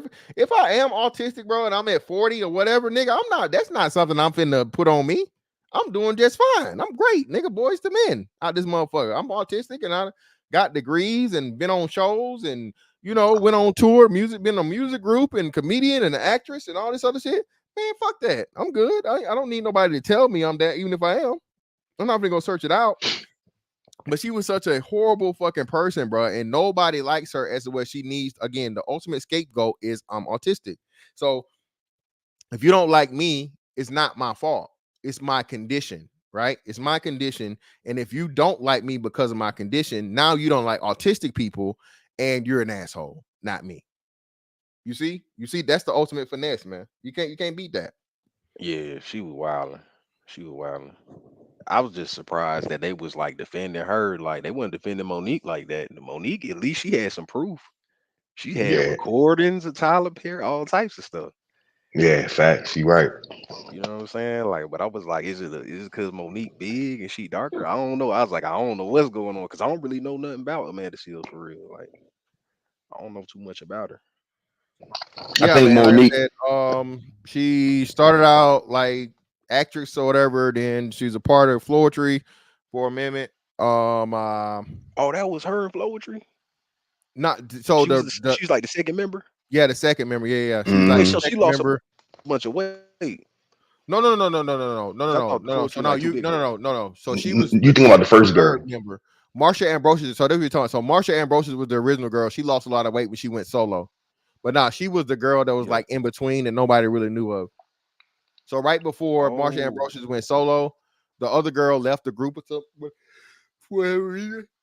Yeah, that was the girl that didn't sing. She was the rapper. Yeah, the talker, the rapper. Yeah, the spoken Mm, word girl was the talker. Yeah, exactly. mm. so she probably should have stuck with that. You know, Well, she Nah, didn't. they didn't want to either. Yeah. oh damn.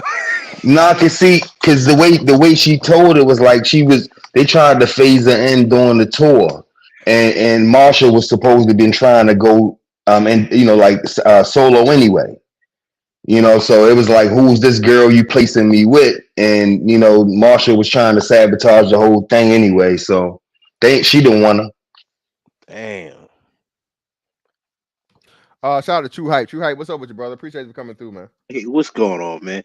Hey, you had to say something about Amanda Seales, man.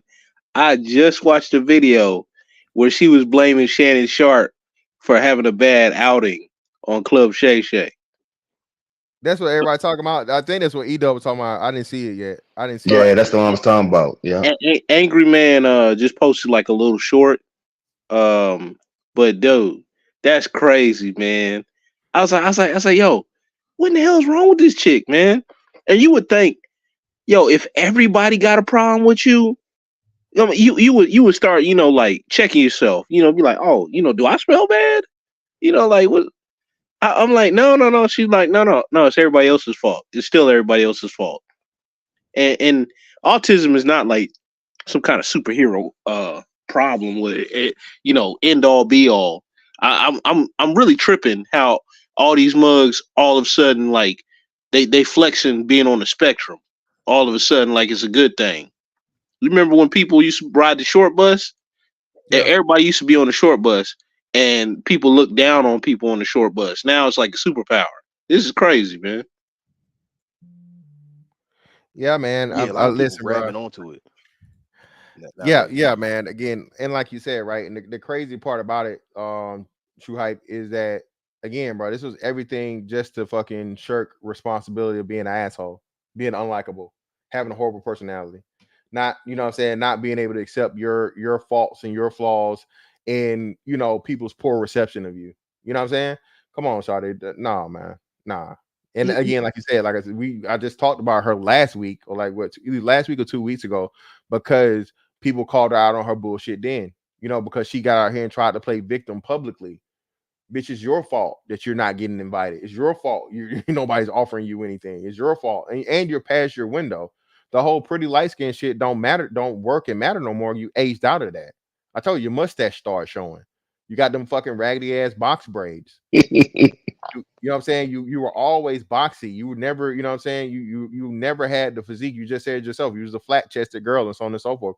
So again, your pretty face was, what I'm saying, the main thing going for you. So now that is, losing this luster, what do you have? Nobody's interested in a 40-year-old bitch with an attitude that, what I'm saying, is okay, all right now. I'm not saying she's ugly, but what I'm saying, you're not super attractive and you don't have any real talent to anybody to do anything with. What are we talking about?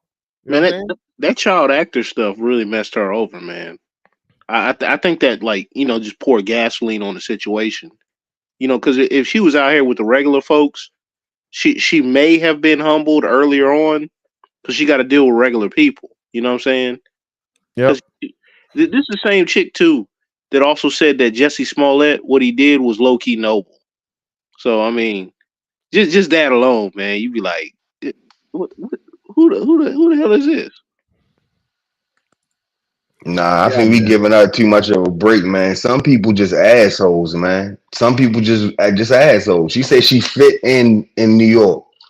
She said New York was like home. You know what I'm saying? And she said because she speaks her mind. Nah, a lot of people are assholes. No, I'm not saying that that's not the case. I'm just saying, like, it just poured gasoline on her personality. So she may have not been able to be as big of an asshole if she hadn't been in entertainment. You know what I'm saying? If she wrapping gifts at you know what I'm saying, what's that one joint at Belk's? Oh, she can't afford to be the asshole like that. Some assholes work in places like that. She would just been a mad gift wrapper. Yeah, didn't it say like she got put out the club or like an Issa Rae event, like that little like Yeah, yeah, she got kicked out or something like yeah. that? The promoter had a problem with her, and like several of her coworkers were like, "Yeah, we ain't really feeling her like this," so they didn't go to bat with her. And You she know what got I'm saying? mad at Issa Rae. Apparently, Issa Rae's like, bitch, what you say fuck me for? Like the fucking 50 Cent meme. Like, bitch, it ain't got nothing to do with me. That's somebody that works for me or that works with me. Don't bring my name into it because I'm the biggest name or the known name. Bitch, you know what I'm saying? Whatever beef you got with them, you got with them. Don't drag me into some shit that ain't got nothing to do with me. And that's another testament of just, you know what I'm saying, a horrible person, bro. Like, bro, you beefing with my homeboy, my people or whatever, right? And I'm the star, I'm the person that everybody knows. Nigga, don't bring me up like me and you got static or me and you got beef, bro. I ain't got no problem with you. You had an issue with him. Why Hey, you? I don't even, and like I said, I Yeah, didn't she even name know dropping here about it. crazy. Yeah. You know what I'm saying? I didn't even know about it, and now you reaching and you chasing clout and starting a whole bunch of bullshit and making me look bad. You know what I'm saying? The bitch just all around bad, bro. hey, what's funny Nothing about that about whole it. situation, Fantastic, is like she knew beforehand that she wasn't invited. What she tried to do is like basically sneak in through the back. She tried to be a plus one to somebody else. Oh hell Like, no! Oh oh, yo! yeah, Not, hey, yeah. not And she I'm ain't like, get it. Hold on! Whoa! Wait! Too hype. So now, hold on. I purposely didn't invite this bitch in the first place because I don't like her. So she heard about the event and tried to hop on as a motherfucking plus one. well, somebody gave her like one of those light cues that you ain't invited to the party basically. Uh, So she tried to tag along as a plus one with somebody else, uh, thinking like she was gonna pound her chest or they're gonna be like, oh well, we'll just let you in. nah, And man. then old girl that works for Issa Rae with the Issa Rae or whatever was like, nah, we ain't feeling you. You ain't on the list. I can see her getting put out the club too. The way she was acting, put out an event. I can definitely see that. Yeah, especially when you saw the video of her outside, how she was acting, like making all that fuss. Oh, Like, I yeah, ain't even you see damn it. sure ain't getting up in here now. Yeah. Go ahead, stay your ass up outside. Go ahead. Hey, Waffle House down the street. Mm. And whoever she came with, that'll mess them up for coming next year. But we got my man C Moses. C Moses in the building. What's up, fam? Go right ahead. You muted, bro. You trying to say something? You muted. Either way, we'll figure it out or whatever. Listen, man. Yeah, bro. This whole thing with her, dog, is just another textbook situation of what we talk about. A lot of the time, man, it is the woman. A lot of the time, dog. No one just ever gives credence to it, and they always want to put it on the man. You know, the man don't know how to deal with women. The man is socially awkward. The man don't got no game. The man don't want, as I say, right? That whole philosophy, that whole theory.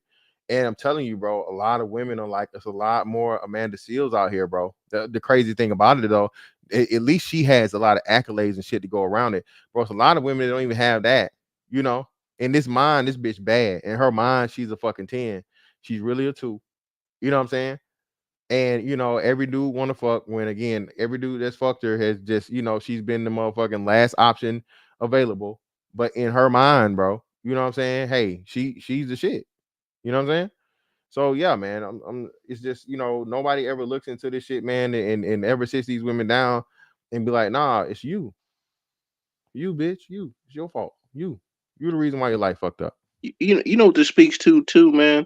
A lot of people, man, gotta have actual standards, man. You know what I'm saying, and not just go for anything. Cause like if it got real scarce out here for a bunch of people, they wouldn't be having these attitudes or whatever. Or hey, like nobody would ever deal with them. One of the two. Yeah, man, nobody wants to deal with that shit. Yeah, family business. A lot of them, man. A lot of them. I'm telling you. And like I said, hey, man, bro, that bear shit is wild, dog. But again. Yeah, the bear. That's the wildest shit I heard all year, man. I ain't. That take the cake. That take the cake. You, And it you was know. you see those where they was asking their husband. Oh. Yeah, they'd be like, they was like, would you leave? Would you want me to be in the woods with a bear or a man? And then the husband like, he want to say a bear. Most of them would say a bear, but a lot of them, it was like 50-50. Some of them say like, I don't know, a man, but you could tell they was simps, like, so Yeah. But I'm it's like, crazy. they ain't like neither. Cause I'm like, I want you in the woods with a man. You know what I'm saying? Especially if we married. That's just weird, man. Even that bear stuff is like some of the craziest stuff on social media probably this year, man. Cause I'm like, a bear will start to eat you alive, or just jack Yeah. you up real bad, man. And here the thing, they don't know enough about bears to even like they just assuming the bear just gonna hit you one time and you out. So it's just you ain't gonna feel nothing. You know what I mean? But like a bear, like sometimes bear might eat a little bit, then come back. Drag you. Yeah, come back later. Like, ain't no telling what the bears do all types of stuff. So, Oh man, yeah. like I used to watch them dangerous animal encounters joint. They used to be like either on Discovery or like Discovery or one of them joints, right? And man, like this one dude got the idea, right, to try to climb the tree. And Oh the bear, shit. the man, man, this dude got about 12 feet up in the air, and the bear started in right behind him. Man, you know this dude kicked the bear in the face, and the bear started eating like his Achilles. Oh my, And ain't nowhere to run for real. man, then he tried to kick. Then then my man tried to kick the bear again, and the bear popped him up in the air like 30 feet in the air, man, like a beach ball. Listen, bro. Listen. Again, I don't think people understand this shit. Even like the biggest of animals and shit, bro. Bro, you cannot outrun any of that shit, bro. A Nope. bear can run like 11 to 20 miles per hour, bro, for a mile. You can't do that. Mm-mm. Top speed for like a mile, dog. You can't, like I say, you can't outrun them. You even climb trees. Bro, they can climb trees. Like, bro, you can't, bro. You're just done. Like, again, go with a gun and fucking bear mace, nigga. And we talking like 10 millimeter, 45 caliber shotgun, some shit. If I'm ever going, nigga, you think I'm Rambo? Listen. No, that's the thing though. A lot of the people that got by bears, those were like trained professionals. It was Yeah. people who was like they had to Nature do work in the motherfuckers. Yeah. woods. Yeah. Hey, Yeah. CJ, the latest situation, the dude that got ate by the bear, man. Like he said, yeah, buddy was off or whatever, and he had the bear mace, and they said they think the bear mace was like faulty or like, you know what I'm saying? It was like pretty much like inefficient or some shit. And I guess Mhm. they did a recall on that shit. So hey, if you niggas got bear mace, nigga, check your bear mace for recalls. All right. Yeah. Funny, joking, Yeah, but not really. All right. So Yeah. So I was like, with those stats, I'm like, y'all really lying? Because I'm like, if you put the like average person around a bear, like on a day-to-day like you couldn't even that, come on, man. like It's crazy. Nah, yo, you gonna the, see motherfucker. you gonna see Uncle No, you Charles. can't. yo, No, yeah, nigga. big time. Man, you ever seen you like I heard New Jersey got a bunch of like I guess what brown bears or whatever like they be in and out the city Yeah. and like cats be like throwing garbage away, man, get mauled by bears.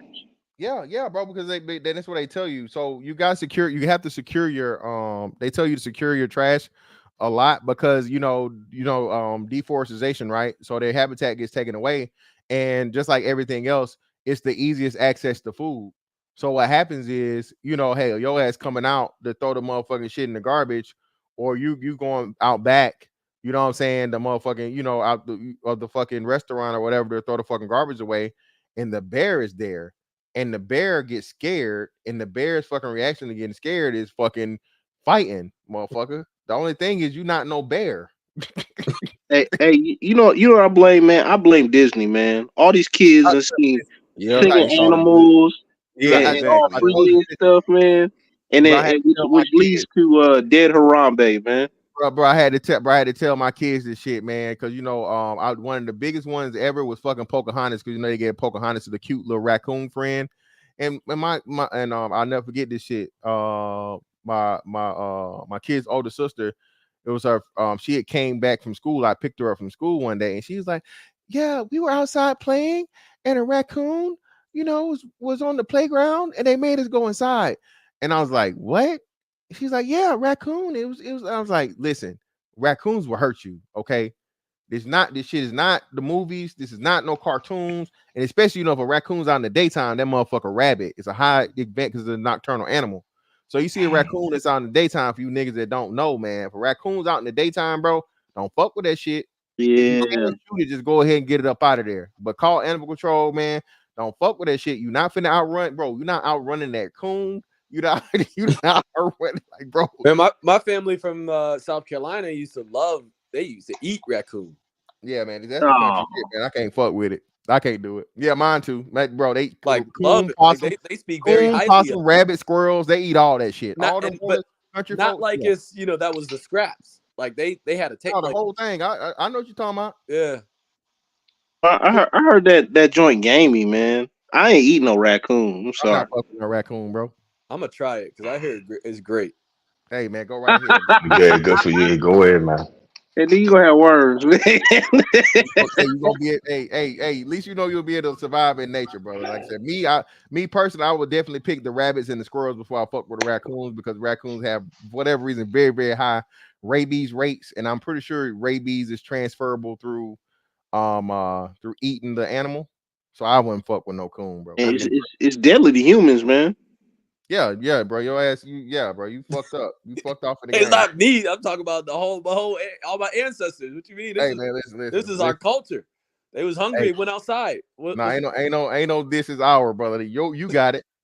you just said that you had people too that listen, brother. I denounced that part of my culture, bro. Yeah, I was gonna say the only difference is I'm gonna talk about it. Like, yeah, I'm proud of it. Listen, man, they fucking and like my daddy's side country, bro. Deers, hogs, bro, everything, bro. They hunt, fish, all that shit. It's on the sofa, bro. And but they never made me eat a rabbit. And like, bro, we know him. Ooh, that's good. That's some good eating right there. That's hey, what man, they say. Good eating. Good eating. Yeah, that's some good eating. Go rabbit. Oh, like, man, get the fuck out of here, man. Listen, hey, Evan, you know what? Hey, sweet as bear meat. I don't know. Apparently, that's a thing too. So you can eat bear. Oh yeah. They got that dude on YouTube. Fantastic. That bear hunter. He be on there hunting with a bow and arrows, man. You got fuck that. Hey, that was the one. That's the one where the dude got fucked up. The dude tried to shoot the fucking bear with an arrow and he missed. Well, that dude got a bunch of stories from other hunters and stuff, and some of them got fucked up bad, man, like real bad. Man. Listen, bro. Listen, I can tell you this, bro. Anytime you see a motherfucking bear in the forest, nigga, you gonna hear the music. Bum, bum, bum, bum, bum, bum, bum, bum, bum. Listen, man, listen, bro. If I ain't got no motherfucking pistol, bro, I'm getting the fuck from around. And for one, if I'm in the woods, I'm gonna have it on me anyway. Fuck that.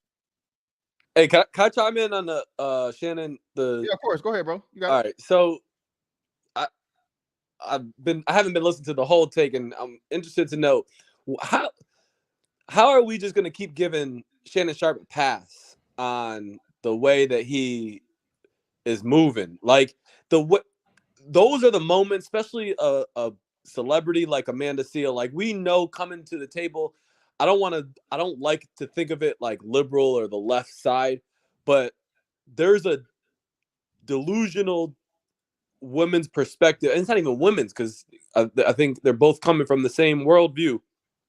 Shannon, that's the opportunity to kind of put things into perspective. I didn't see the whole interview, but like when they went at Candace Owens, when they went at a couple different things, as a man, we supposed to like really kind of hold a frame there. And he went like chatty patty with her, and I'm holding him more accountable than her. I kind of expect that from Amanda Seales. I'm thinking Shannon can hold a frame much better than the way that he did. Yeah, but his whole platform is messy. Yeah, he's trying to get that money. Yeah. That Club Shay Shay is messy as hell, man. Yeah, it's an interviewing thing, man. Like I said, he finds he finds the whoever's trending, or pretty much like you said, drama shit, right? It's that's what it is. To catch viewerships or whatever, someone that's trending here currently. Because bro, it's only simply because, like you said, Amanda Seales went off. Like I said, I talked about it. Was it last week or the week before last? Either or. The same shit she just did. So his team, and it's more so his team than him. Now, again, I agree with you, bro. Again, but hey, this is his platform. This is the what's the name of his platform? I don't agree with the fact of the matter that, like you said, he let the bitch get away with the autism shit, or he let her pretty much disrespect, and he didn't drop the shit about the fucking Myron Roll shit. Okay, he knew about that. The other shit that he was talking about with when Cat Williams asked him, "Hey, why'd you let them come up here? Why'd you let Ricky Smiley come on here and say whatever, so on and so forth?" Like Shannon said, I wasn't privy to that. I have no idea. This man's coming and telling his story. I can only go by what he says. I don't have any insider information. I didn't talk to you first, so on and so forth. So I'm with y'all. I agree with him when he's on this. Listen, he pretty much invites the person to the show. He lets them tell their stories and so on and so forth. And he, you know what I'm saying? They drive the car and he's the passenger.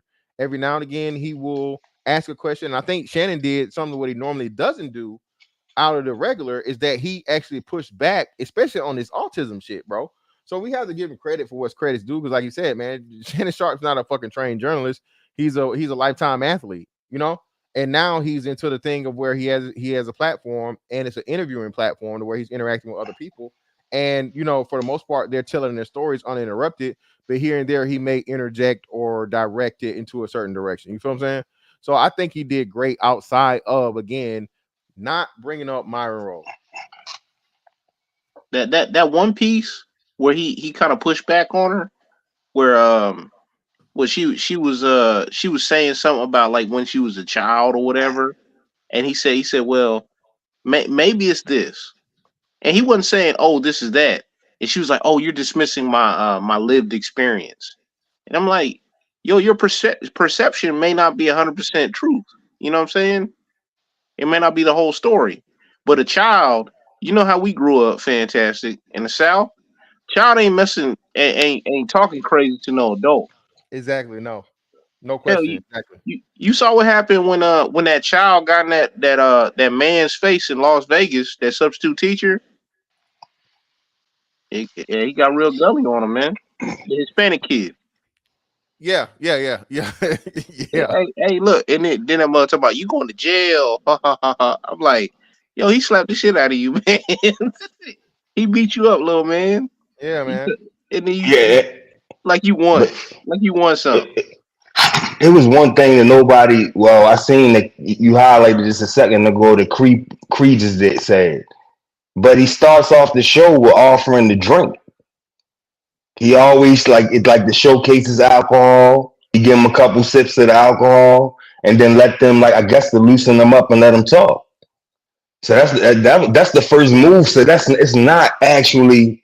I mean, not to disagree with what you said as far as standing on business, or for him to like really say something, or go back and forth with her a little bit. It's more like I'm gonna relax her, make her feel as comfortable as she wants to be or whatever, and let her talk.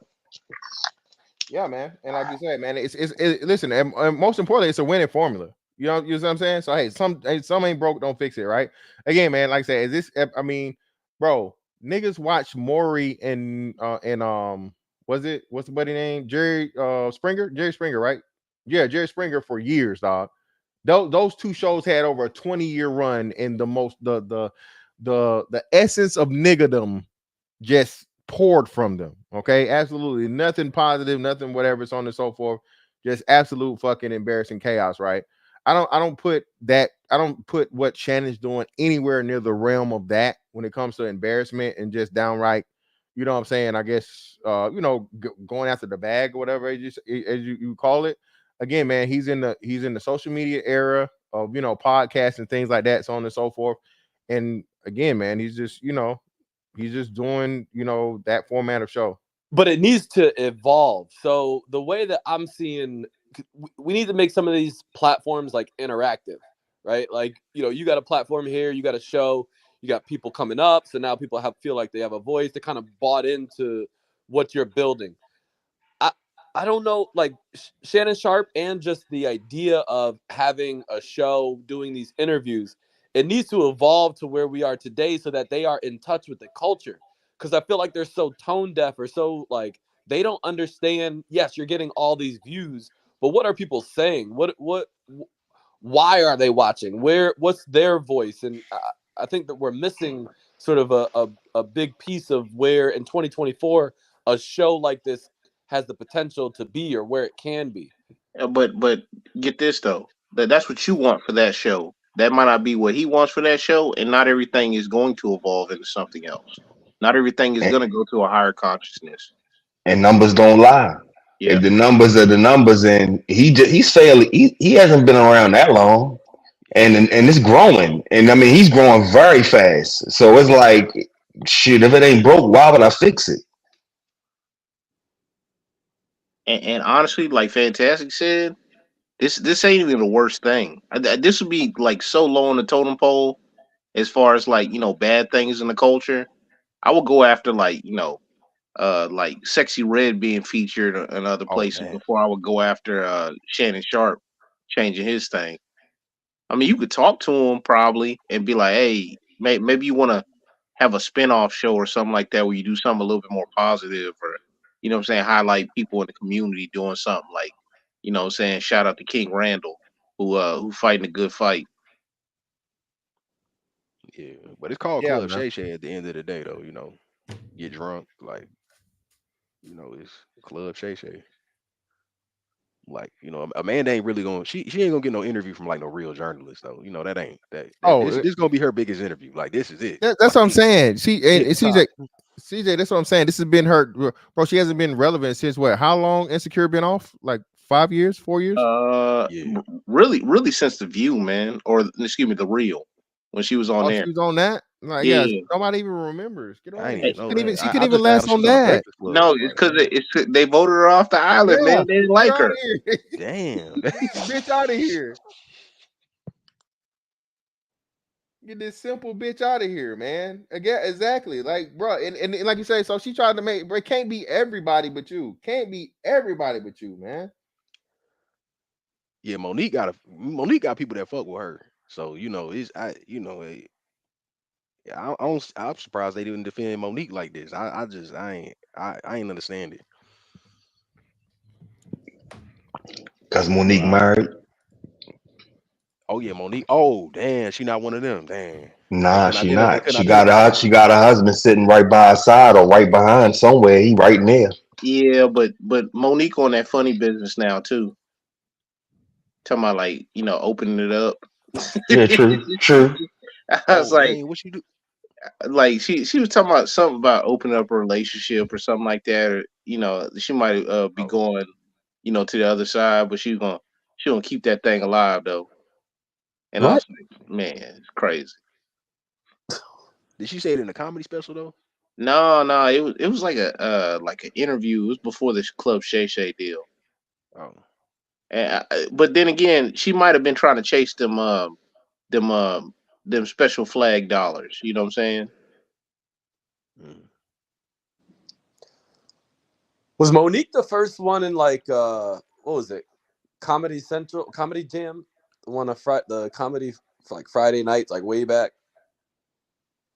I She might have Yeah, been on so she Comic View, but Yeah, I know she she might have wasn't been the a first host. She female. was on Def Comedy Jam. She was she on was Def on Def Comedy Comedy Jam and that. Jam and a Comic couple. V. Yeah, She was on all of them. yeah.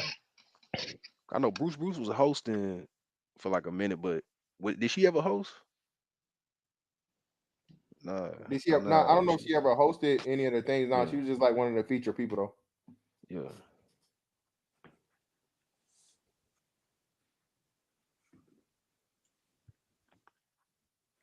Oh, hey, fantastic! I don't Mm-hmm. know if you've seen it before, but they got a video right of this dude. He got one of them dollar store what I'm saying, brooms, and he trying to shoo a raccoon off his deck. And do you know he hits the raccoon and bends the broom, and then like the raccoon like kind of goes back a little bit, and then charges his ass, man. Yeah. And then like it gets to his leg, and then the video cuts out. You know that dude got messed up, man. Hey man, listen, you got to get them rabies shots, baby, in your stomach too. From what I hear, you got to get them rabies shots, baby. It's a series of them. Man, they got sharp teeth and sharp nails, man. I told y'all, man. Listen, nigga. Anything that stand up like a man, hey, raccoons got hand like a man, bro. You don't. I'm not fighting nothing. I'm not fighting no monkeys, no baboons, no type of apes.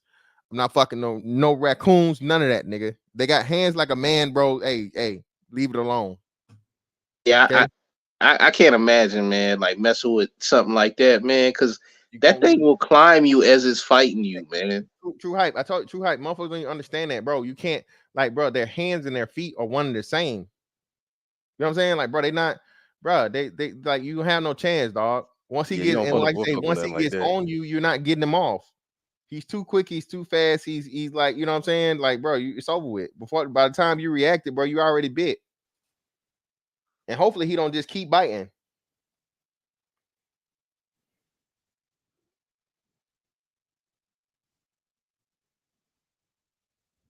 Crazy, man.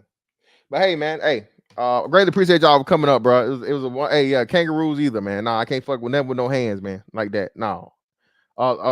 Make sure I don't miss this damn super chat this time. Shout out to my man. Shout out to Daryl, man. Appreciate you, brother.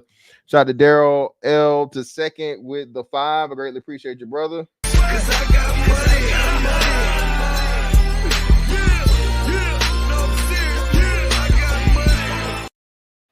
She's been single for so long that any man that corrects her, she bucks back because she ain't used to a man caring enough to check her. Yeah, man. Listen, the niggas don't even care from the beginning with her, bro. They don't even buck back. They just leave. They just walk off. Again, I know. Listen, Amanda Seales ain't got no good pussy. She don't. And she got a horrible attitude and everything else. And like you said, now at this point in time, I'm looking at this. No, let me show y'all this shit, bro. She ain't even cute no more. Get her out of here, dog. I retract my earlier statements. I am saying she's no longer attractive. This is wild. This right here is wild. This is tough. This is. Oh, how the mighty have fallen. Oh my God. Oh my gosh. Oh my God. Oh wow. Yeah, that's bad, bro. This the real her? Yeah, man. No. No. Yeah, she might as well like just join that like 4D or whatever they got. 4B, whatever. Yeah.